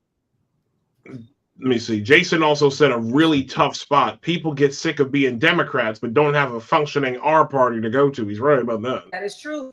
I think there needs to be a complete restructuring of the Republican clubs throughout New York City, because you have people who are just sitting in these positions and they're not active and they're not welcoming former Democrats. Because up until now, I have not been welcomed at all into the Republican Party. Really? I have not. Like, it's just been me and Joe Pinion. That's it. Just me and Joe Pinion. Like, there's no invitation. Shout out to Joe. We had him on before. We did have Joe on. Joe Pinion. Brother. Yeah. There's a serious problem with them in the Republican Party in New York City. They're not as welcoming to former Democrats. They look at us and they cast us to the side like whatever. And they're purposely letting these seats slip up on their end because they're cutting backdoor deals. Yes. Yeah. Backdoor deals where they pay. They tell the Republican Party, don't put a candidate in this race. Right. The Democrats, they cut deals. We'll give you this amount of money. You stay out our way and let our candidate win. Like, for example, that Alvin Bragg race, Maude can totally take it if she have the right backing, the support. She could have taken that. Okay. And I don't see her winning it. And she's a perfect candidate Perfect. Maud is a fantastic Yeah, candidate. Maud on too before. And I said, why isn't this woman on every national news media outlet? Why isn't the RNC going out there to bat for Maud Moran? Why aren't they doing what they're supposed to be doing to help elevate this candidate? Why are they picking and choosing who they want to support and who they don't want to support? And guess what? Deals are being cut behind the scenes. And a lot of people need to know that these things are happening because there needs to be a restructuring of the Republican Party throughout the city. Restructure it. Get some new. Put Isaiah in there. Let him be a communications person. Put Chad back to social media. Put David in to do the policies. Like, you need to open it up and bring in the independents, conservatives, and former Democrats all under one umbrella. I think personally, I think they would be threatened by people like us. Of course, they can't. I do. I think they're threatened by people like us because they know that we have a perspective of disaffection has made our perspective very, very clear, I would say, because we know all the tactics and trappings of the left. We know what these people want to do. We know how nasty they get. We know that right now, we're immune to the trappings. When I say trappings, I mean we're not particularly worried about being called an ist, a phobe, or whatever. We've at certain points in the last several years, we've had our accounts taken from us. I know my account was dropped down after for 119 days 4 years ago because I wouldn't call a man a woman. Okay, so we have been directly affected in some way by the left, by the leftists within the Democrat Party. Oh, I'm black. And you black. I don't know how that happened. Sure, but never get a job in New York City just because I stood up to the Democratic Party and being a Trump supporter. So if anybody out there can put themselves in my shoes, they will financially strip you. They will smear you. They will blacklist you. They will shut down your social media. They will mentally bother you. That's how dangerous. Lattina Brown, who are you talking about? The Democrats? The Democrats. That's bull crap, Lattina, because you know that all they live for is uplifting black voices. You know that. Black female voices. That's all they live for. That's all they do. That's what they said. Uplifting black voices. Whatever song they sing on the street. It's so gross. Don't you dare to watch what these people have been doing to just regular people. So my thing is this: it's like you have an opportunity to go after to really put down roots in a city full of voters that will go for you if you offer them. And it's so crazy because my wife and I were having this very discussion earlier today. How we were talking about how the Democrats basically are the only game in town because the Republicans all but gave up. I can't tell you. I remember there being special elections in throughout the city because I used to live in Brooklyn up until a few months ago. And I remember there was a special city council election and other elections that I voted in Brooklyn. When it came to the Republican side, there were no candidates. You've got candidates. I'm dead serious about this. I think, I even took pictures. You have ballots. You have people who have been running unopposed as Democrats and or working families in places throughout New York City for years. They run unopposed. They run completely unopposed. If all politics is local, as Tip O'Neill said, why is it that that there's almost this refusal to do so on the part of Republicans in this state? Because I personally think that that there are votes here for Republicans. Yeah. There are votes here in the neighborhood I live in, the Bronx. For the right kind of Republican. Yeah. But what the fuck does that mean? But You're rich white country clubbers? It means no. It means the right type of person who would put their name on the ballot as a Republican. It doesn't mean that they have to be a white country clubber. It doesn't mean that they have to be a quote unquote rhino, whatever that is. But the clarity that people miss about New York when this debate about Republicans versus Democrats, the Democratic Party has become unacceptable because it's going so far to the left, even for New York.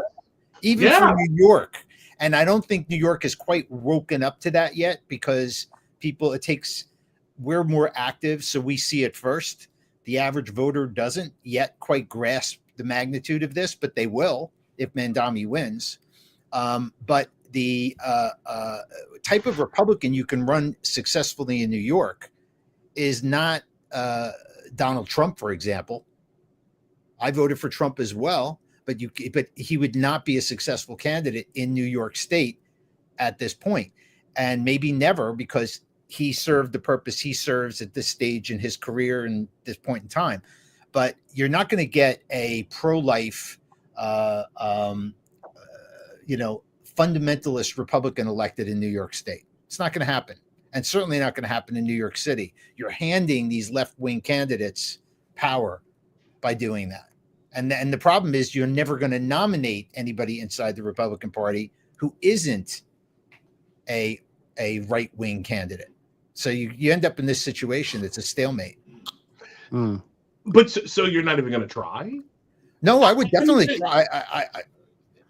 The votes are there. If you cultivate the independent party, the voters, and bring them over to the Republican side, independents outnumber both sides. You bring the independents over. This is why I'm going to keep saying it. The Republicans need to really get themselves out there and start welcoming voters and bringing them over to the Republican side. I haven't seen it at all. Like, since President Trump's election, they kind of like fizzled out, and they all they were in the Bronx, in my borough, in my neighborhood after we did the pre-Trump rally, and here comes everybody, piggybacking off of what we were doing, and these people disappeared. I said, well, whatever happened to the groundwork? You guys said that you're going to lay out a pathway to bring in more voters to the Republican side and welcome people. We haven't seen it. The problem is most of this unfortunate jobs. Yeah. Most of this stuff is paid so unfortunate. Because the Democratic Party, the organization that we see, that we're also looking at, emanates from nonprofits, from government jobs, from unions. Yep. So, and Republicans have no power in New York State and New York City. So, of course, you don't have organizations yet, but you have to just win one office. If you win the gubernatorial race next year, you'll see a lot of what you're seeing. Latino will slowly start to come together, I think, where you see a stronger party, certainly more fundraising than you have right now. And I think Elise Stefanik, who I believe used to be a Democrat, or at very least was an anti-Trump Republican, that's for sure. I think she's smart enough and pragmatic enough to assemble a workable government as a Republican. Lee Zeldin did the same thing when he was running. He was very good at shifting more to the center and trying to appeal to most of the people in New York, and it almost worked. Kathy Hochul, Lee Zeldin very, very nearly won. Yeah, he would have won the governor, and it was incredible. I mean, I think that's one of the reasons why. That's one of the reasons why the Democrats are in such disarray at the time. But there's something else happening, and I wanted to talk about this. Is not all the Democrats, not all of the machine is on board with Zoran. No, they're not. Not all of them, and I think you're going. Who's not? I'd like to see this. I haven't seen too much of that. You'll like this one. So it's maybe some people in the Free Press or something. No. This is from the New York Post, my friend. The most powerful guy. I know who you're about to you already know. Are you talking Andrew Cuomo? No, more powerful than even him. Just kidding. The most powerful Democrat in the state of New York is Jay Jacobs. From the New York Post, powerful New York Democratic Party chair Jay Jacobs refuses to back Zohran Mamdani, could step down over Hochul's shock endorsement. Let's go. Let me see. He's in no mam's land. Longtime state Democrat Party leader Jay Jacobs refused to back Zohran Mamdani for New York City mayor Thursday and could step down over Kathy Hochul's stab in the back endorsement of the far left poll. Jacobs bucked Hochul in a pointed statement saying he had unabridgeable differences with the Democratic nominee, while acknowledging that fear-mongering over the socialist ascendance was, quote, wrong and a gross overreaction. And there you go. Quote, Mr. Mamdani and I are in agreement that America's greatest problem is the continued growth in income disparity in our nation. On how to address it, we fundamentally disagree, his statement began. Furthermore, as I expressed to him directly, I strongly disagree with his statement, with his views on the state of Israel, along with certain key policy positions, Jacobs said. I reject the platform of the so-called Democratic Socialists of America and do not believe that it represents the principles, values, or policies of the Democratic Party. For those reasons, I will not be endorsing Mr. Mamdani for mayor of the city of New York. The searing anti-endorsement came amid swirling rumors that Jacobs would resign after Hochul jumped on the Mamdani bandwagon Sunday evening, furthering the highly unusual debate between a sitting governor and their party's chair over who should be the city's next mayor. Sources say Jacobs, who also serves as the Dems chair in Nassau County, where the party has been hemorrhaging support and Mamdani is unpopular, was furious over Hochul's endorsement and likely would head for the exit. She, quote, she's putting him in a bad situation, said a party official who asked not to be named. The governor is trying to get him to stay on, but he's saying he's not going to step back and be for this guy who was against Jews. Well, Jay Jacobs' family, they're Jewish. Yeah. So that's to put that out. Okay, that makes sense. Yeah. They're Jewish. And that guy, if Jay Jacobs leaves, the Democratic Party of New York State is in some serious trouble because Jay Jacobs is the one who brings in all the top dollars. And that's not a interesting. Do you think that let me add just on that topic, Tina? Do you think he would go Republican? Do you think he would cross or go independent? I think he would go independent just to make an example out of the party, just to send a strong message. That endorsement that she did was like a slap in the face to Jay Jacobs and to many of the higher ups behind the scenes, if you know what I mean. I wouldn't be surprised if they go against her and support Elise Stefanik. I mean, how many? Well, let me ask you this. I mean, how many Democrats really like Hochul at this point? Like, I'm dead serious. I'm not talking about.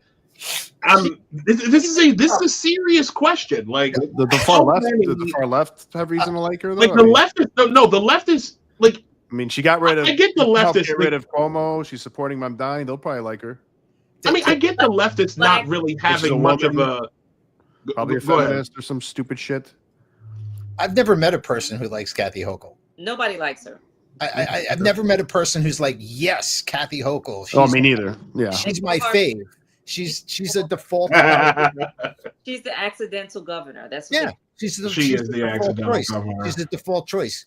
You know, you can't vote for her because Lee Zeldin isn't unacceptable or Trump or whatever. That's how she got there. But it's not going to work again. No. And by the way, on Jay Jacobs, I think Jay Jacobs did what he did because at the end of the day, he is a Long Island Democratic Party boss from Nassau County, and you have 2 congressional seats, not one. You've got Tom Suozzi's and you've got Gillian. Is that her name? They stood their ground. They stood their ground with. They have no choice because if they go along with this, those 2 seats are gone. So Hakeem Jeffries, he's in trouble. Be careful what you wish for. you're going to end up losing congressional seats in New York State, and not having control of the House. I think that's what the Republican game plan is anyway. I think they're kind of licking their lips waiting for Mandami to get in there, because they're going to end up losing a bunch of congressional seats in New York State with him as mayor. Yeah, at the expense of whatever happens to people in the city. It's like, yo, like I almost like I think the biggest problem that I have is that they're treating the voters as if we're expendable. Yeah. Like, you guys aren't worried so much about people leaving? Like, forget New York City. Like, forget leaving New York City. Aren't you worried about people leaving New York State? They're worried about their jobs. Right. Look at Jerry Nadler. I mean, shame on you, Jerry Nadler. I mean, he endorses Mandami straight out of the box in what was an obvious attempt to avoid a primary so he could run for re-election one more time, and it didn't work. But he still went right over to Mandami. Didn't even ask a question. Look at what he said about Israel, Jerry. I mean, and you're okay with that? Unbelievable. I think what these people have been trying to do is they've been trying to get ahead of this anti-Semitic trend that's going on amongst the left, and even certain areas of the right in this country, where it's like we're just gonna blame Israel and blame the Jews for everything. It's like it's this scapegoating. It's like they were even trying to do this kind of foolishness with regarding Charlie Kirk. It was abhorrent. It's like, why in the world are you trying to blame Israel for Charlie Kirk's assassination? Oh, that was insane. Mossad, yes, Mossad killed him. You're trying to blame Mossad for something like that, and it's like, you guys, like, you can't possibly believe this. You can't possibly, like, it doesn't even make sense. I do have a question for you guys. Of all the things that the Mossad has to do right now, I don't think killing Charlie Kirk would be on the top of anybody's list. It makes no sense at all. How do you feel about, number one, Sharia law, and two, did you recently see the tweet posted by a congressman? He proposed a resolution to ban Sharia law in Florida, and I noticed that other elected officials are starting to follow suit. What's your take on Sharia law being pushed in the United States? Sounds awesome. Sharia law, that sounds great. I mean, I think that's kind of a. I always wanted to live in Afghanistan. I don't think you're gonna. I don't think it would be constitutional to have a religious law in the United States. That would take an awful long time. In our lifetimes, we'll never see it. Me first, but none of us will see that. It's not constitutional. Well, it's been happening in Texas. There was a few. Yes. Where it's happening culturally. They've been targeting. How does that work? It's like their own police. It's like, yes. How is that legal? That's very interesting. In they've got places. So I can tell you, I've been following this. Yeah. So there have been a couple of did the cops communities and the cops in their holster, they carry like a bunch of rocks so they can stone people to death, or how does that work? Oh shit! No. How does that work? I think the Glocks would do just fine.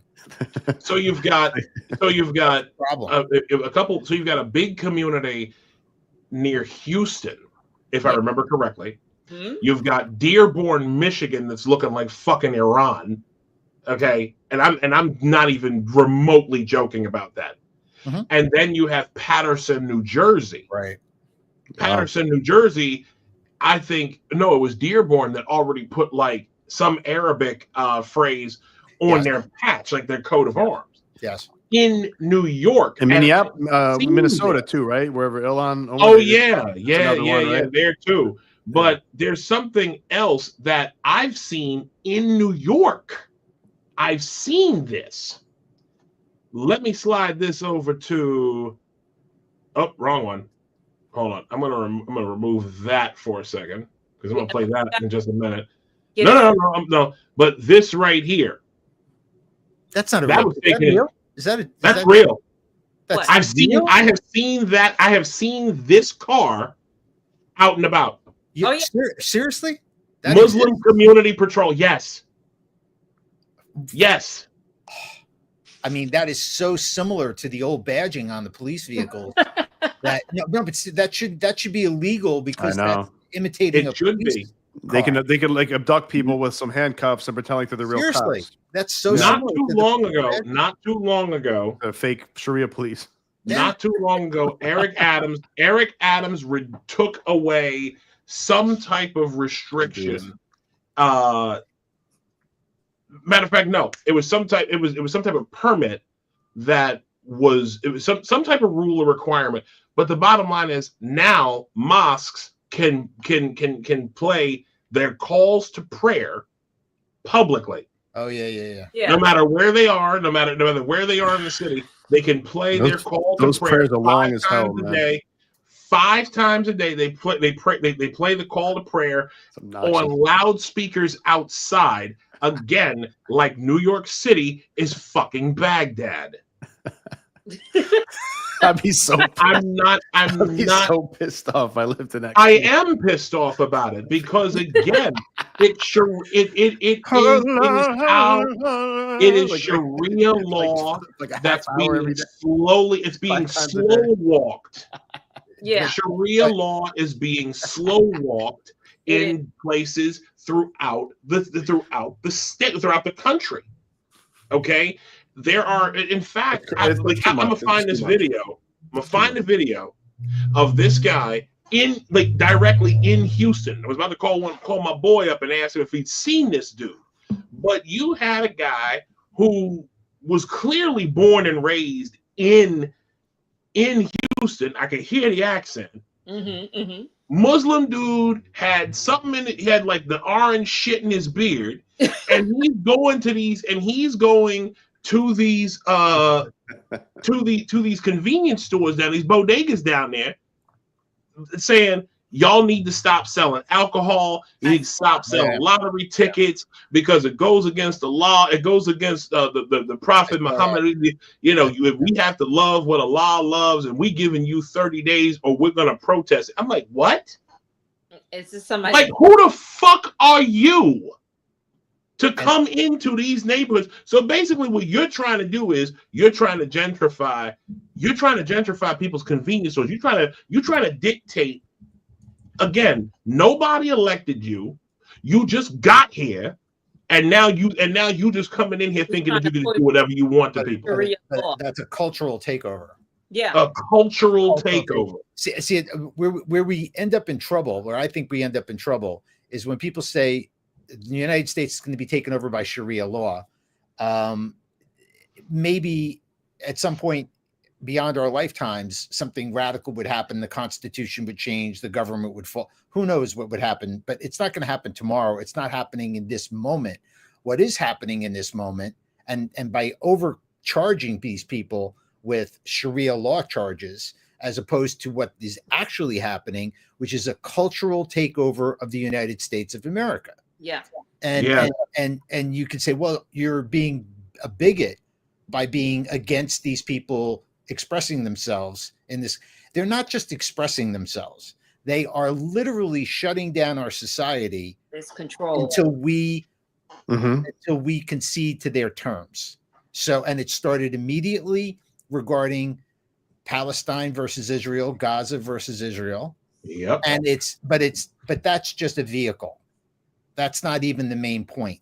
That mayor of Dearborn, Michigan, who was telling the Caucasian guy who was questioning something about, I think what you're talking about some practice with badging or something going on in the city. Yeah. Dressing the guy down and telling him, I can't wait till you have to move out of our city, get out of our, like, what the hell is going on here? Yeah. Now, that guy was born in the United States, that mayor. He was born I looked it up. He was born in the United States, but he is representing a cultural shift. And So when I was a kid, if you on a Sunday, you would hear church bells, Catholic church. You'd hear the church bells. Right. Nobody was bothered by that. That's just as intrusive as any other sound from any other religious organization. But it was a Christian country. No one cared. Now we're having conflicting religion impact here. Right. We've got Muslim versus Christianity, and Jews always got along with Christians in the United States. Right. There were no real big issues there. Once in a while you'd have an issue, but nothing. But this is like literally a war for dominance between Right. And the United States is no longer really Christian either. Yeah, and there's a big difference too. I think besides playing a little bit of bells and music bells for like a couple seconds, which is really what happens with churches. And the call to prayer, which versus like listening, it's Arabic, right? They're being spoken and stuff. It's like you guys can just fucking set your alarm, man. What the hell? Like I've been hold on, like real quick. I've been in not a text message. I've been in bodegas. I'm not going to say which one. I've been in bodegas here in the Bronx, okay, where like they're playing like some type of call to prayer.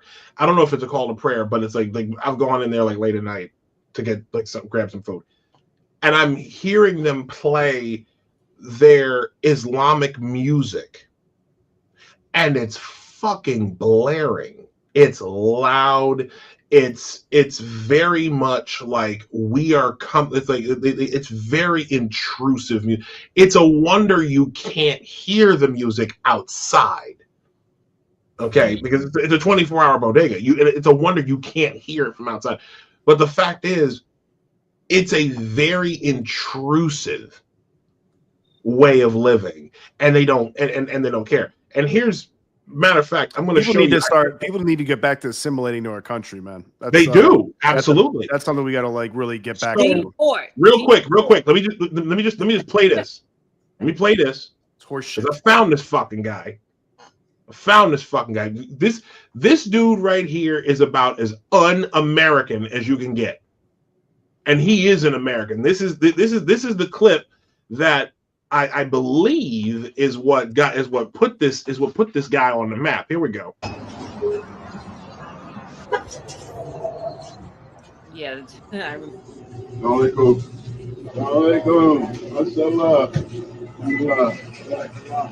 Assalamualaikum. Muslim, right?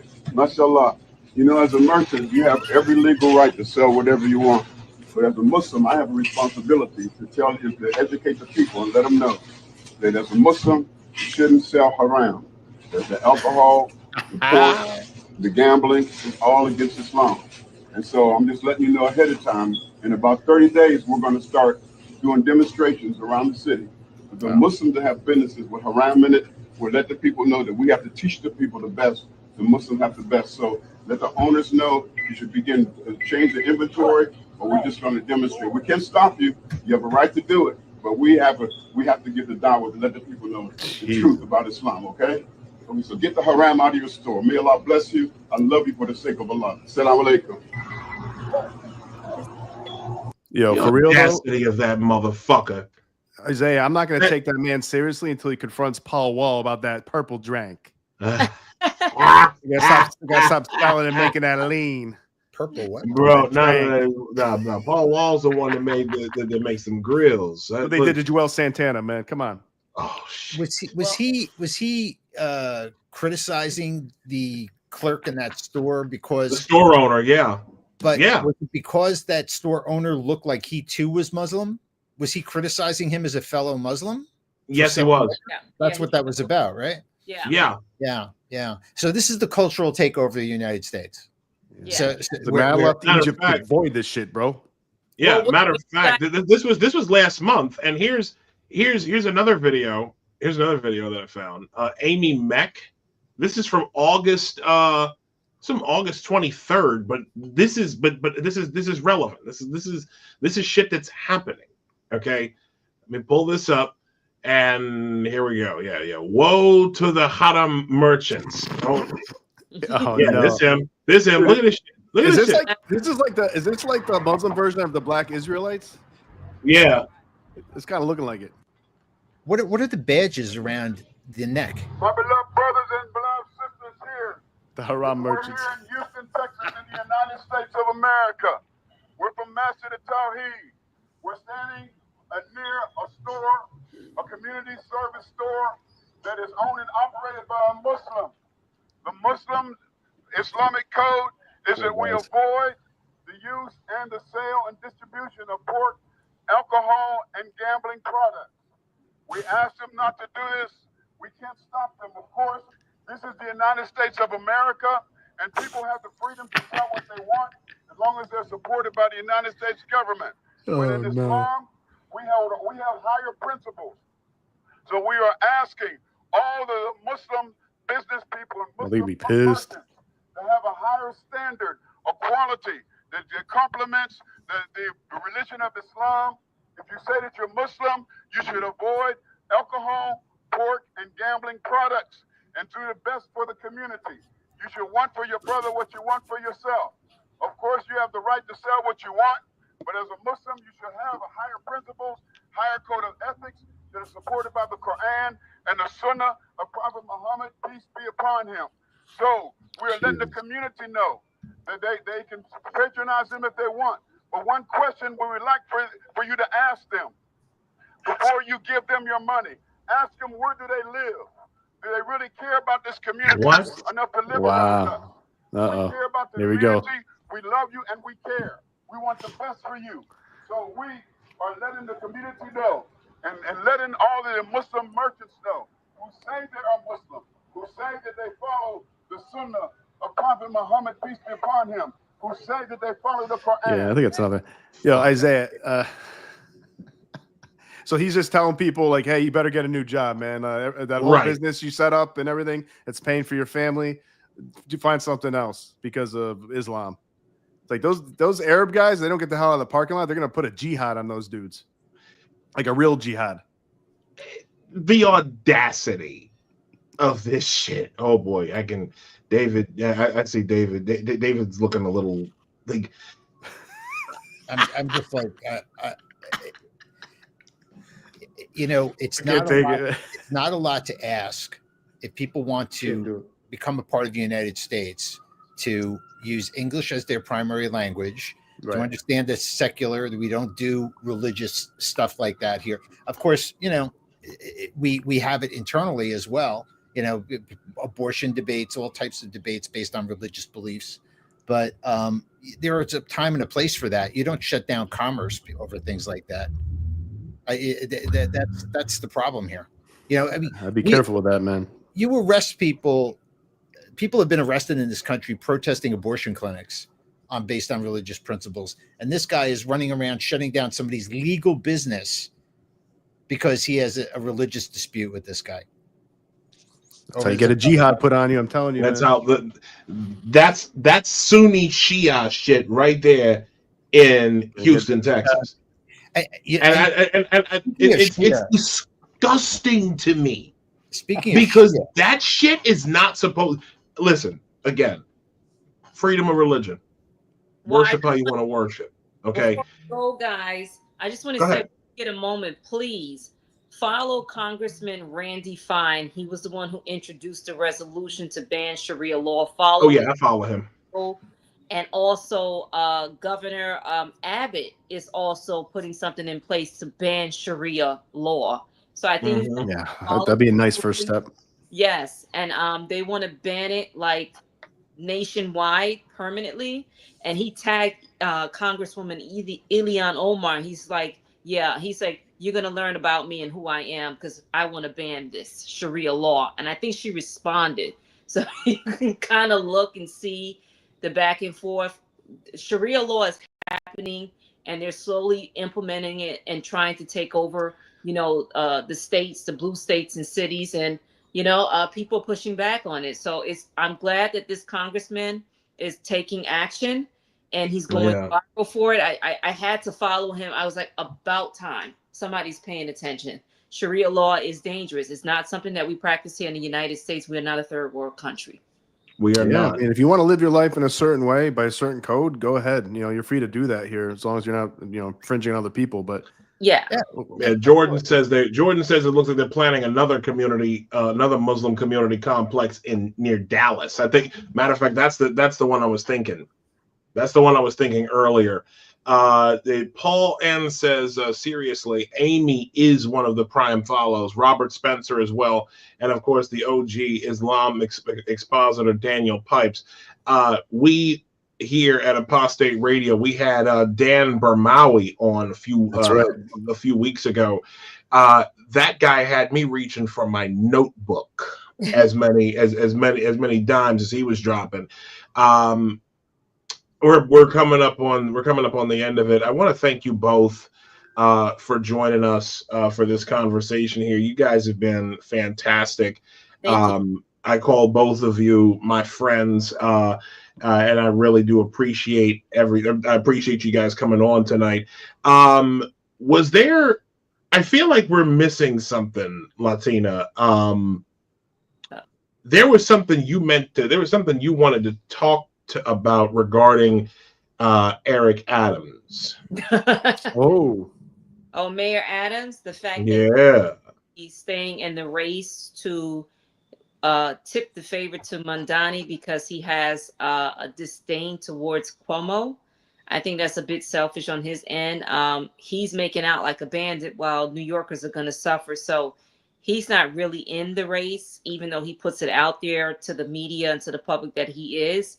It's been alleged that he's been working behind the scenes with Zohran Mandani, which I'm not surprised because he's not polling well, right? I think this is a serious issue, and I think that him not wanting to drop out publicly to endorse Cuomo, it sends a message that Mayor Adams is for himself, and he's always been about himself. While people around being indicted, going to jail for crime that he also allegedly committed because he's been cleared now.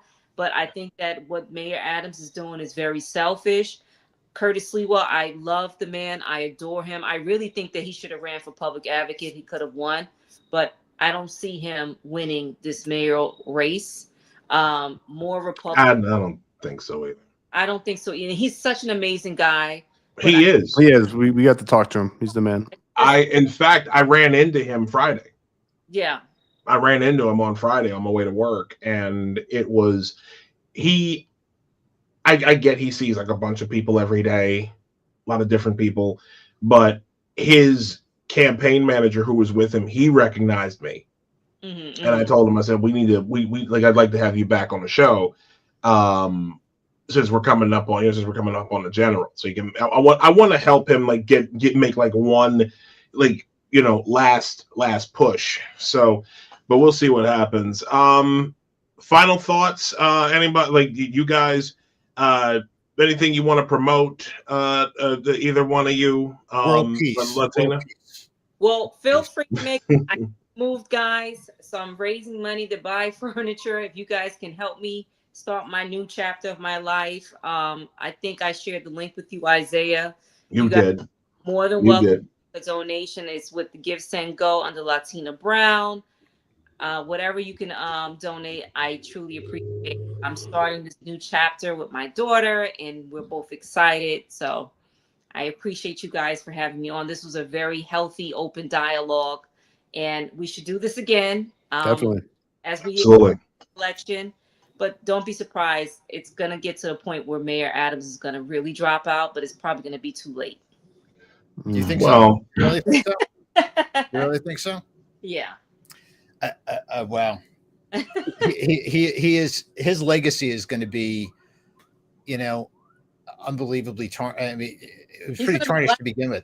Do you think, Latina, since you know some of these Republicans, do you think that Adams is staying in order to, on behalf of the Republican Party, to get Mandami elected because they think Mandami will become such a whipping boy nationally that they can use him in the 2026 congressional races? Heck no, they want Mayor Adams out of this race from They really do. 2 months ago. They're like, you got to get out.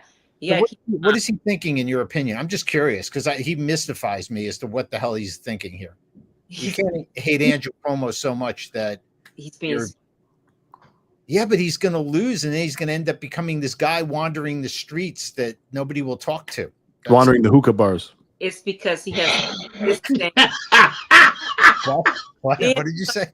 It's me wandering the hookah bars. It's like he hates Cuomo so much that he does not want to see him win this race, and he's doing everything in his power to prevent that from happening. And the Republicans are not happy with him. They're not happy with him. They're like, you got to get out the race. And he's refusing to do so. He said, I'm not giving him that seat. Like, who the hell he think he coming up in my turf? You know how Mayor Adams speaks. That's your Eric Adams imitation? Yeah. Like, actually not bad. I'm the only one who can win for I'm Mayor Eric Adams, and I'm the mayor, okay? I'm the mayor. Yeah, and in New York, and New Yorkers, we have a brand, and that brand is shit all over the subway platforms. That's good, Isaiah. That's how we do here. I will not do an Eric Adams imitation. Yeah, I can't. That was good, Isaiah. Gotta put some empathy in your voice. I am the mayor of this New York City. I don't think I can't make enough money being a party promoter like I really want to do. So I gotta be the mayor. But this is the thing. You gotta let me have the mayor. This vegan food is fucking expensive. What are you talking about? But this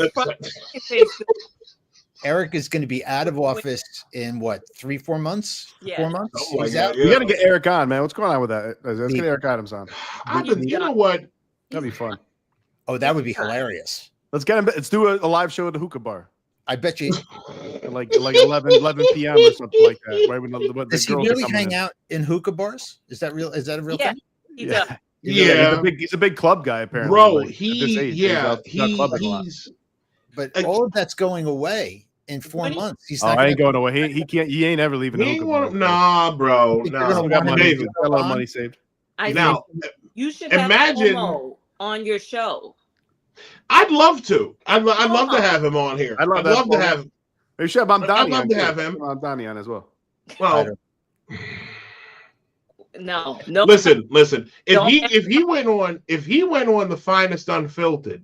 Oh Lord. Yeah, he'd come on this show. That was during the primary when he was propping that shit up. He's a lot more careful these days. Well, he's also kind of under it because he knows that there's a part of me that thinks that Cuomo's going to pull this out. I think he's. If I really wanted to, there's something about like Zoran's not looking as confident as he was. No. Yeah, we should have started with this.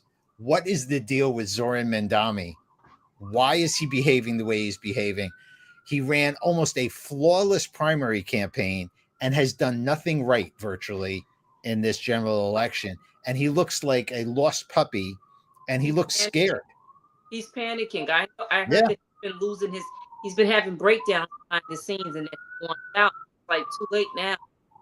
I don't know what is it about Cuomo, but he is terrified of that man.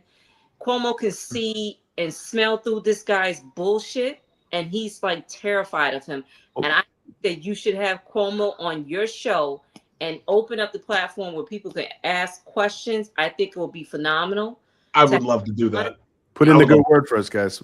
Maybe once the call up Chris. Maybe Melissa, once the move. Maybe after the move. After the move, like sometime next month, we'll talk. But anyway, huh? You're talking about Lattina moving? You moving? I'm moving. Yes, I'm moving in 2 weeks. Yeah. I thought you meant Andrew Cuomo was moving. No. So what do you think? What's going on with Mamdani? What's the issue? You think he's just scared? He's getting into panics. He's getting self-sabotaging. I think he's panicking. Yeah. I think that Uganda trip fucked him up. It's tough when you've never done anything in your life, and then you're gonna take over New York City. It's like that would be scary. Do you think Zoran really thought when he started running for mayor that he would win the Democratic primary? I do not. I think he thought he was building the socialist movement that he was going to do well Raise his enough to profile. build the movement, and it was for building for the future. He got what he was wishing for, so to speak, and he's not prepared for it. And he knows it. He knows it. Terrified of Cuomo, though. He's terrified. I mean, he should take terrified. Zoran. You should take a lot of confidence in the fact that Bill de Blasio also had that job. So, Well, I mean, look, it's hard to say, but even Bill de Blasio was more qualified than Zoran Mandami. I mean, Zoran. That makes me physically ill to hear that. That's a tough thing to wrapping this up. So, who would you vote for if you had to choose between Bill de Blasio and Zoran Mandami, and you had to only choose between those two? Who would you vote for? That is actually. Ooh.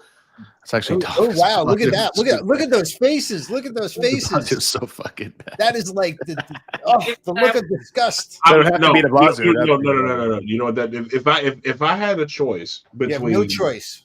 If I had only between one or the other, between Zoran Mamdani and Bill de Blasio, I choose to move to the fucking county. Anyways, on that note.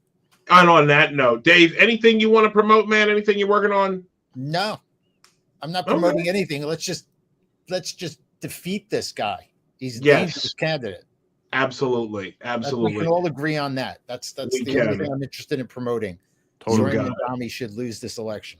You got it. Dave, thank you so much. Go ahead, Latina.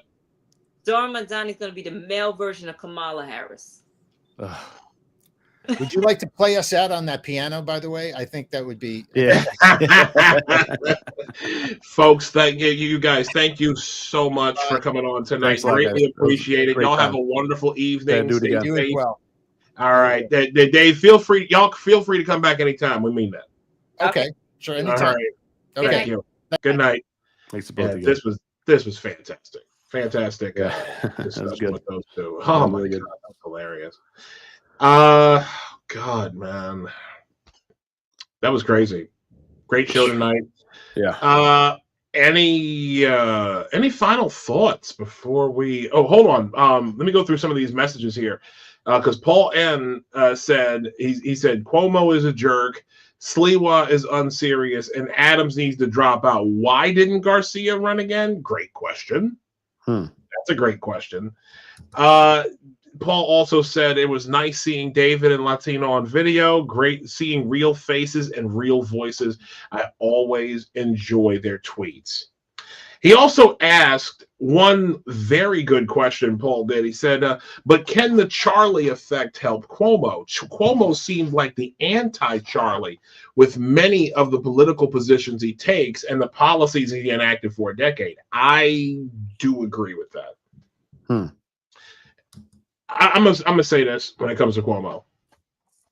I'm not a fan of his. I'm not a fan of Cuomo's because Cuomo got a lot of people hurt and he stepped over a lot of people during his time as governor. Okay. I have never forgiven him for what he did to Andy Byford. Andy Byford was the former president of New York. He was the president of New York City Transit at one time. And he did his job a little too well, had the trains running on time a little too well, and basically got stuffed in a broom closet because he was going to have, he had already set something up to get the Canarsie Tube done. For those of you who don't know, the Canarsie Tube is the river tunnel that connects Manhattan and Brooklyn between the East Village, connects the East Village to Williamsburg. Yeah, I've been in there a couple of times. Yeah. I take the L train a lot. L train is a weird the L train is one of the weirdest fucking lines in the system. For those of you who know. But Cuomo being the governor, okay, and essentially being the last word in terms of whatever things happen with the MTA. The MTA, whatever happens with the MTA, and by MTA meaning Metro North, Long Island Railroad, New York City Transit, MTA bus, whatever, All of those things happen under the purview of the governor. Okay. Cuomo stepped all over Andy Byford and effectively ended his time as New York City Transit's president. And what's crazy is that he was beloved by Byford, was beloved by everybody. Everybody loved him. Everybody, employees loved him. Like, you know, like road crews loved him. Superintendents liked him. He was very easy to work with. The public started referring to Byford as Train Daddy. They did. Like you would see pictures, like decals and stickers and shit on poles throughout Brooklyn and Manhattan with Byford's head on a subway train, calling him Train Daddy. Right? They love the guy. And Cuomo threw him in a broom closet. What's that mean? What I mean is he effectively made him. So the Canarsie Tube Project, like I said, there were like community meetings and all sorts of shit, right? Basically asking the people, like, look, you can make two choices: shut down the tunnel for a year or so, or close to like 9-10 months, or you could have like weekend service and stretch the shit out for like a year and a half. Mm. The people, and I'm talking like back when community boards were community board meetings, like you had real people going to these things instead of the same fucking nonprofit assholes who were basically doing their job. Like they go to community boards for work, okay, to get agendas passed. And what happened was the people who went to these listening events and all that, they decided we'll take the option where we just shut down the tunnel completely and just not have the service. That way it gets done right. We're talking about work. We're talking about work that was done after Sandy. Because the Canarsie Tube was the last river tube to get done, to get all of like the Sandy work done. I see. And Cuomo came in, said, fuck that shit, we're not doing this. Basically told people what they were going to get and brought in his people, his engineers from these different schools or whatever. And Byford was out within about 3-4 months after that. Because at that point, like, why would you stay? Yeah. Why would you stay if you're going to get stepped on like that? Yeah, it's shitty. It is. So, and then there was also Cuomo's policies regarding COVID. He was the one who was effectively writing a book, a self-congratulatory autobiography about his own leadership during COVID. Oh yeah, I remember. Yeah, you can ask people how they felt about him. Like in nursing homes and stuff like this. Like, he was bad news. Cuomo was not a good guy. Now, the reason why I was like, yo, something's not right is when when he got railroaded out by the progs. When them white girls lied on him to Tish James. And Tish James facilitated the work in getting Brittany Comiso, and there were two other women. I can't remember their names. But basically, these white women lied on Cuomo, called with sexual abuse. They basically Me Too'd him. They Me Too'd him out of office, caused him to resign. And then strangely, right after Tish James's office filed charges in Albany against Cuomo, she launches her own campaign for governor. Yep, political hit job. And what I was saying was because a lot of people, I mean, so crazy, the wrong, like a lot of the same people that I know of were celebrating, like, fuck Cuomo, we're glad he gone, and we glad he out here asshole, and we don't like dealing with him. I'm like, okay, So if it's somebody, so just remember, if they can do that type of foolishness to someone you genuinely despise, and you're okay with that, they can do the same kind of shit to you and won't even think twice about it. And this was during the era of woke. This is when everything that was like, when you were like COVID was the worst of it. And then, and then there was the whole thing with like, kind of going off on a tangent, but Cuomo resigned in disgrace. And now he wants to be mayor. And it's just like, this, like, he's like, to answer your question, Paul, I personally believe, I take the approach of a John McCary, who's the host of Finest Unfiltered podcast. Shout to John McCary, by the way. Good guy. Zohran Mamdani, Eric Adams, and Andrew Cuomo are all the same kind of the same guy policy-wise. They've all enacted the same shit. The difference, they're like the same leftist dog shit that we rail against constantly on the show. They like Adams and Cuomo have been there, done that with those two. The only difference is with Zohran is, how far do you want to fucking go? When you got a full-blown hammer and sickle tatted on the ass communist, like, how far do you want to go? And I don't think a lot of people are really ready to answer that question. I just don't. But Cuomo, like I said, I don't like Cuomo. I don't like Cuomo. I don't like Eric Adams anymore. If he ain't willing to step down, if he's not willing to come out of the race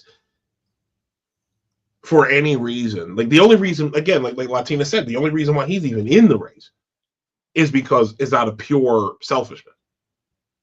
Anyways,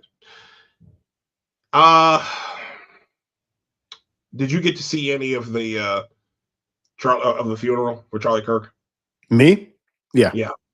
Yes, sir. I saw something. I saw Trump's speech, which was good at some parts, a little crazy in some parts, but for the most part, it was good. That's Trump, though. But I thought overall he did well. I saw part of Erica's. I want to watch the whole thing because it seemed pretty powerful from the beginning, and I couldn't watch the end of it.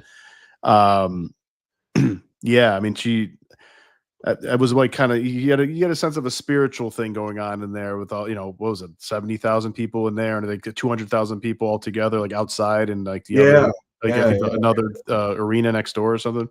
And that's not counting the people who were watching like on the different channels. Like, matter of fact, I tweeted it out. Like at one point, like Charlie on Charlie Kirk's YouTube channel, there was like 1 million. Turning Point USA had, on his X account, it was like almost 2 million on Charlie Kirk's thing. There was another 800,000 or so on TP USA's X account. Alex Jones, shout to the big man, had like a few 100,000 people watching on his. You had almost 600,000 people watching on YouTube. It was gigantic. And people are going to watch later on as well that didn't get to see it. Maybe you can watch certain clips, exactly. watch the whole thing on their own when they have time. Like Sunday's a busy day for TV and family dinners and parties and football and all that. Soccer, whatever you're into. But he's and there's going to be international viewers in there too. I mean, he's become an international phenomenon. I think, he probably already was in a way, but obviously much more now. But yeah, this, like I said in the beginning of the show, the spiritual revival you're seeing is exactly what we need, honestly, because, everything I've been studying with Jonathan Haidt, and Emil Durkheim and all these other sociologists and evolutionary biologists and psychologists and everything. They're just so much information going into like how important religion is for societies, like how important it is for a strong community, for binding people together, binding a nation together.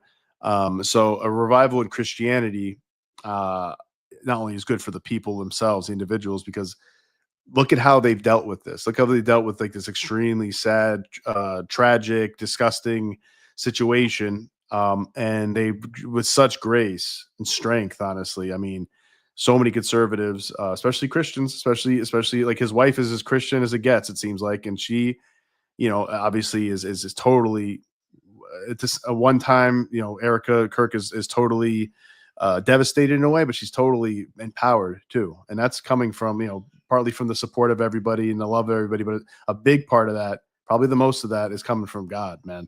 That's coming from her faith in God. And I think, you know, I believe God is real. So I think she's getting that energy and being like, I can fall back into God. I'll see Charlie again. Charlie's with God. Charlie's empowering me. That's powerful compared to being a godless, totally materialist, atheist person where, you know, everything just happens because, I don't know, man, the world's evil and it's life's shit and then we all die and rot. It's like that. There's not much comfort to get from that. And There isn't. And I also don't think it's true either. So you're also kind of like, you're being weakened by a falsehood. So that what an empowering thing to happen for the United States, for the West. If it happens, like if there's a big spiritual revival, for probably is going to be something of that also in like places like Canada and Europe where they see this and they're like, you know what, this moves us too. If there's like a big revival in Christianity and religiosity and in America, that's a beautiful thing, man. And that's like I said before, it's going to be very difficult for our enemies, foreign and domestic, to like break us down and divide us. Then that's really important. It's the only thing, honestly, I think that can break the spell of the last 10, 15 years. A big part of it. I think it's the only thing that can break this nonsense. God is a powerful ally, man. God is, yes, and amen to that. Amen. The left don't really have God for the most part because they reject him for the most part. You know? No, I had this. I'm being dead serious for a second. Just to tell you a little something that happened earlier today. Okay. I'm listening to these the songs and the hymns and all of like the spiritual, like the energy that radiated. Like I've been, just so you know, guys, like, and people in the chat, if you know, for those of you who remain and those of you who are still watching, we thank you for watching us live. I've been in the studio all day working on the show and doing some other stuff. And most of my time, like I didn't watch a single football game today. I couldn't watch anything. I mean, Ravens play tomorrow. So, but I had on Charlie Kirk's funeral all day long. And there was a part, I can't even remember what song was playing. But I've heard like all sorts of songs, like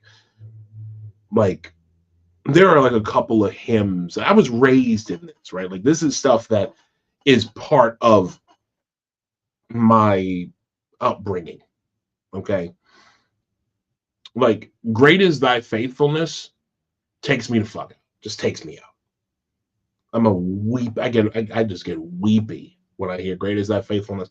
And also it is well with my soul. I don't know if you've heard, like, I don't know if I've ever heard those songs.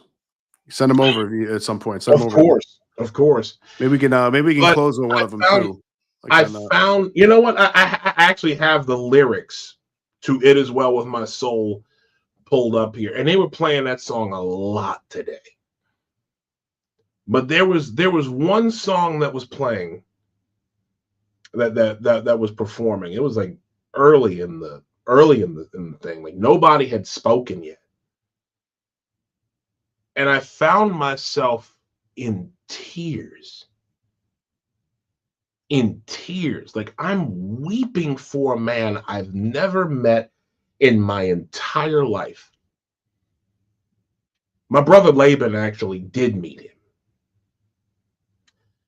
And I found myself praying in that moment, something I haven't done in a long time. I mean, I've prayed more in the last couple of weeks than I have, like a lot of people.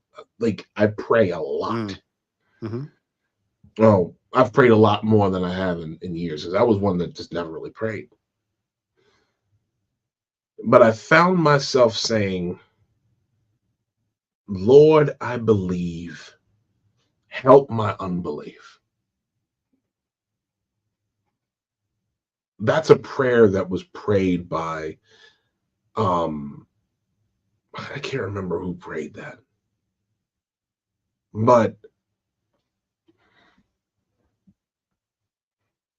the thing that struck me was watching all of these people line up to honor a man taken way too young, taken in the prime of his life, 2 young children, a wife that incredibly, and this is going to sound crazy, there's a lot about Erica Kirk that reminds me of Kareen. I see a lot of Kareen in Erica Kirk. I do. To watch and feel the Spirit of God on the move. Again, I'm not a good Christian. But to feel and to watch the Spirit of God move, to watch people take comfort and to connect on a spiritual level to each other, did something to me. It took me out, dude. It's really moving, did. man. It's moving, and I think it's moving because it's real. I think it's a real thing that we sense, and when you see it, you can't deny it. And especially if you're sensitive to it and you're open to it, you can't deny deny that what you're seeing. It's God being present. I couldn't deny that. I couldn't deny it. I can't deny it now. We're moved by what's real, man. We are moved by what is real. We are moved by and elevated by it too. That's another Right. thing. Some things can move you, but they can move you in the opposite direction. They can degrade you, and that's falsehood. That's wickedness. That's movement towards sin, even if it's subtle. But we are elevated by the goodness that you see in there, the unity, the love, the transcendent love, the touch of the divine. It elevates you to tears. It could to like joyful, moved tears. Yeah. And I think that's what I saw a lot of that today at Charlie Kirk's memorial, and it's beautiful. And it is, like I said, just like Yoda says, what he said, the Force is my ally, and a powerful ally it is. I think you said like the Luke or somebody, and I'm like, that's exactly right, man. Like as long as the conservatives remain, people of God, and independents or wherever that are associated with conservatives and Republican Party or whatever. That's a huge advantage, because God at the end doesn't lose. No matter what. The devil might win here and there, but God doesn't lose in the end always. Like you just can't. Too dominant, too righteous. It's love. You can't defeat love. Nothing defeats love. Nothing defeats love. Nothing defeats love. Nothing. And It always endures. The fact that to watch Erica Kirk forgive that man, to forgive the bastard who took her husband's life, Like True Christian. I'm a true Christian. I think I've told this The story. left have no idea what that's like, bro. They have So no many of idea. them, they won't forgive you for wearing a fucking Halloween costume. That's what they think is of a different culture or something. They won't forgive you. They won't forgive you for opening a Thai restaurant if you're white or something like that. Like she just forgave the murderer of her young husband. She's in the prime of their marriage, the beginning, most honeymoon stage of their marriage. Yeah. And that was just less than 2 weeks ago, and she forgives them because that's what a true Christian does. They have no idea. They have no idea what it means to be in that state, to be so inspired, divinely inspired. They don't know. It's sad. Erica Kirk did something that I don't have the capacity to do. 20 years ago, I don't know if I've talked about this before with you. 20 years ago, my grandmother on my father's side, Lydia Rowena Carter Wingfield. And like, if you look at pictures I'll show you pictures one day of my grandmother. Looks exactly like my father. Like my dad looks exactly like her, right? And you've met my dad, so you know what he looks like. That's right. August of 2005, my grandmother, my father's mother, was raped, strangled, and beaten to death in her own home.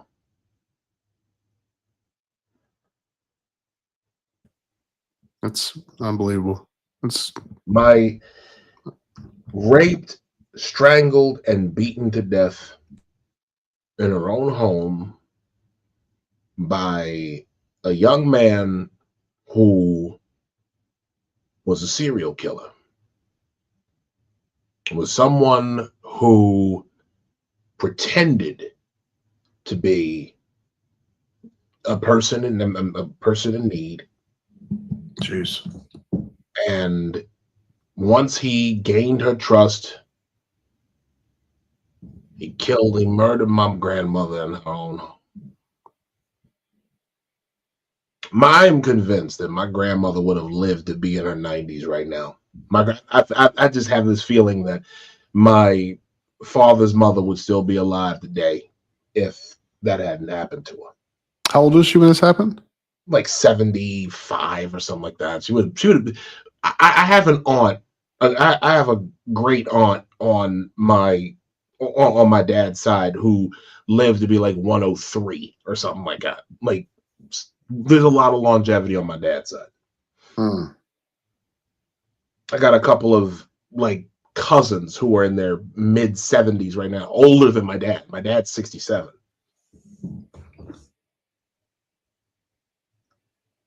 We had a trial. There was a trial and found out that this dude had killed and murdered like 7 other people. Murdered like 7 other senior citizens. A lot of them were senior citizens. That's crazy, man. And I remember the trial was it was crazy. It was open and shut, right? And my grandmother was well known. Like, my grandmother was known in like certain union circles in Baltimore City. She knew like a bunch of lawmakers, knew a couple mayors. Like, she was well known, right? They put him away. They put the fucking guy away. We put him away like 7 life sentences because Maryland is pussy and they abolished the death penalty a long time ago. But I wanted the death penalty. Yeah. I wanted the death penalty. I wasn't able to do. Erica Kirk did what I was not able to do, and something I still have not been able to do 20 years later. And my grandmother did not have nearly the impact on this country or on young people that Charlie Kirk did. Do you understand how convicting that is? That moment was earlier today. That motherfucker tore her husband's throat out from 200 yards away, and she forgave him. She forgave him. Now, don't get me wrong. They're gonna fry that little fat. They're gonna fry that little frosagine. He'll get his due process, but I'm telling you right now, upon conviction, they're gonna get rid. They're gonna take that. They're gonna take that little fascist. They are going to end him. It will be his just reward. It will be justice. Indeed. But Erica Kirk, in that moment, in following the example of Jesus Christ, did something that I, as a 43-year-old man, still have not been able to do to this day. Erica Kirk became an example for me. Nearly the entire administration. Think about that. Most of the Trump administration was at that thing, was at the funeral today. J.D. Vance, the vice president of the United States, and I'm calling it right now, that man gonna be the 48th president of the United States. Yeah, I think so. J.D. Vance, and I talked about this last week. He walked the man's casket. He hand-delivered his friend and took him home. That man was given as close to a hero's funeral as you could possibly imagine. That was an honor that men.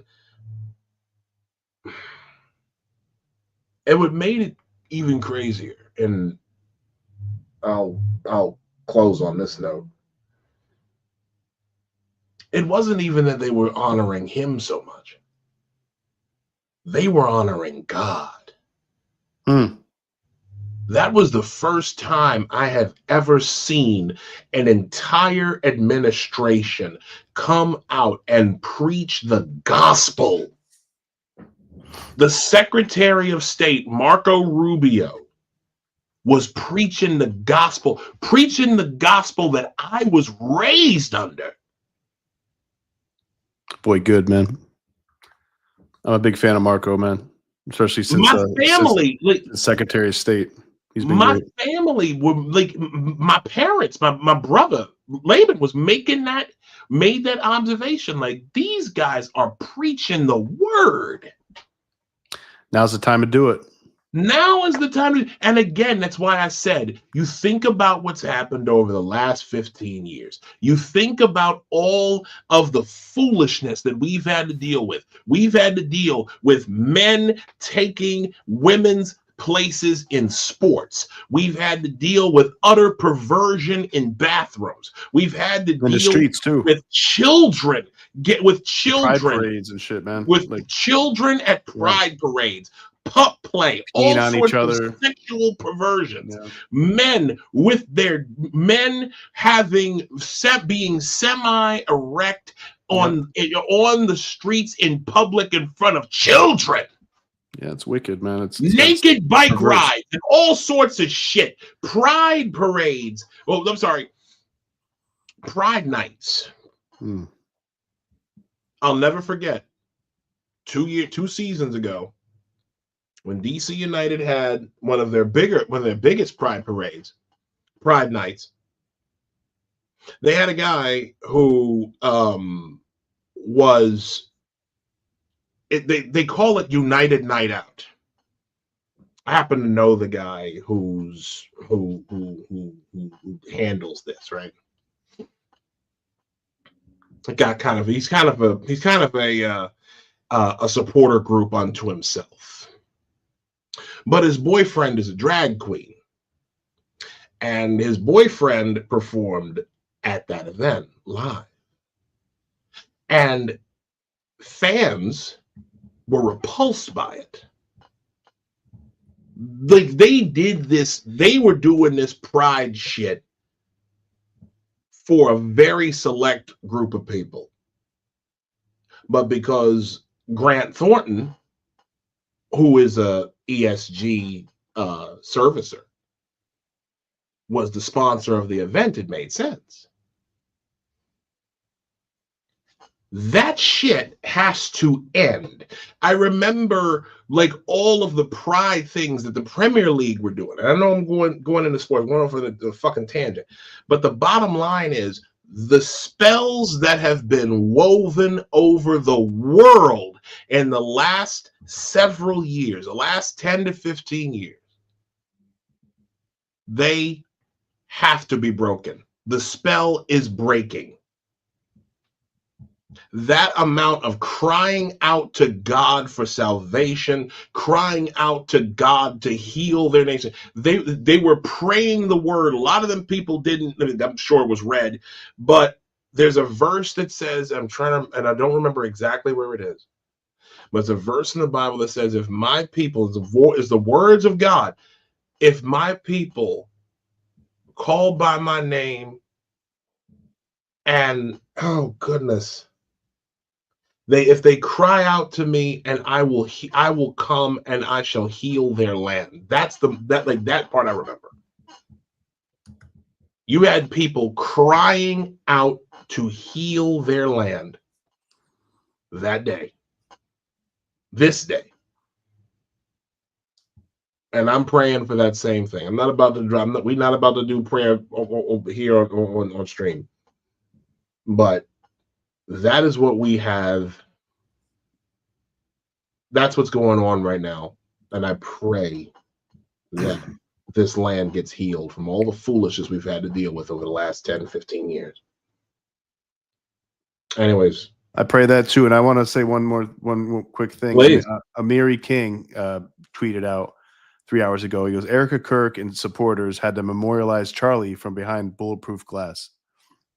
Liberals have the luxury of cheering. I wouldn't call them liberals, by the way. They're leftists and fascists and communists. But quote unquote liberals have the luxury of cheering for Charlie's death in the streets, safe and unafraid. Never forget that contrast. Never. Never. You're not the same, man. We are not.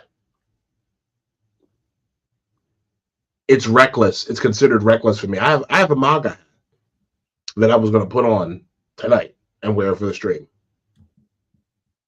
And to wear a MAGA hat and be in certain circles automatically makes you a target. And a Nazi and a fascist and all that. Right, a Nazi, a fascist and all that. I'm going to say this, though. Wear your MAGA hats. Wear your MAGA hats. You can get them here in New York City. You know where to go to get them. Keep your eyes open, though. Keep your eyes open. Violent leftists will definitely attack you or throw something at you because they're extremely violent people.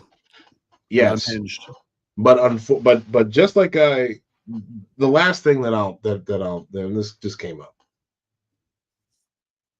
Someone said this also this evening, and I reposted it. The only way out is through.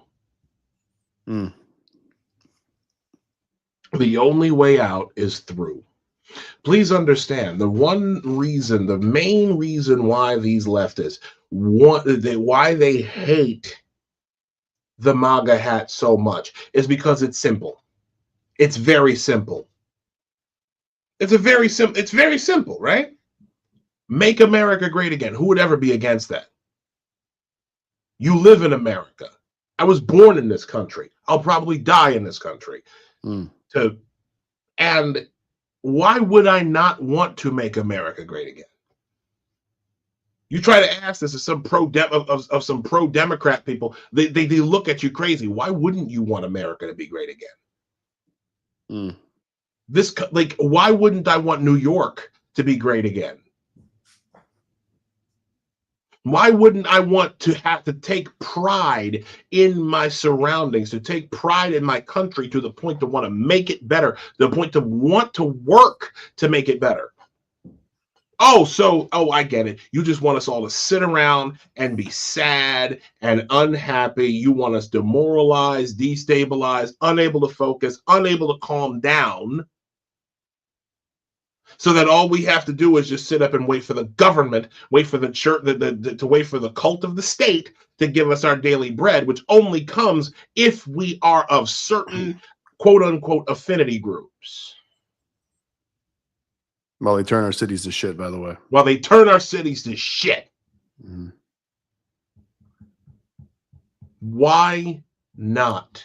Why wouldn't you want to make America great again?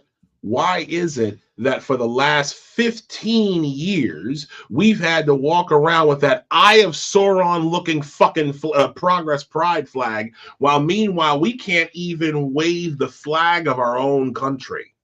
Mm. You know that right now in the UK, it is almost forbidden to go to fly a Union Jack or St. George's Cross. They don't want people to identify with their own past. They don't want the native populations to identify with their own past as they flood the country with these filthy fucking third worlders.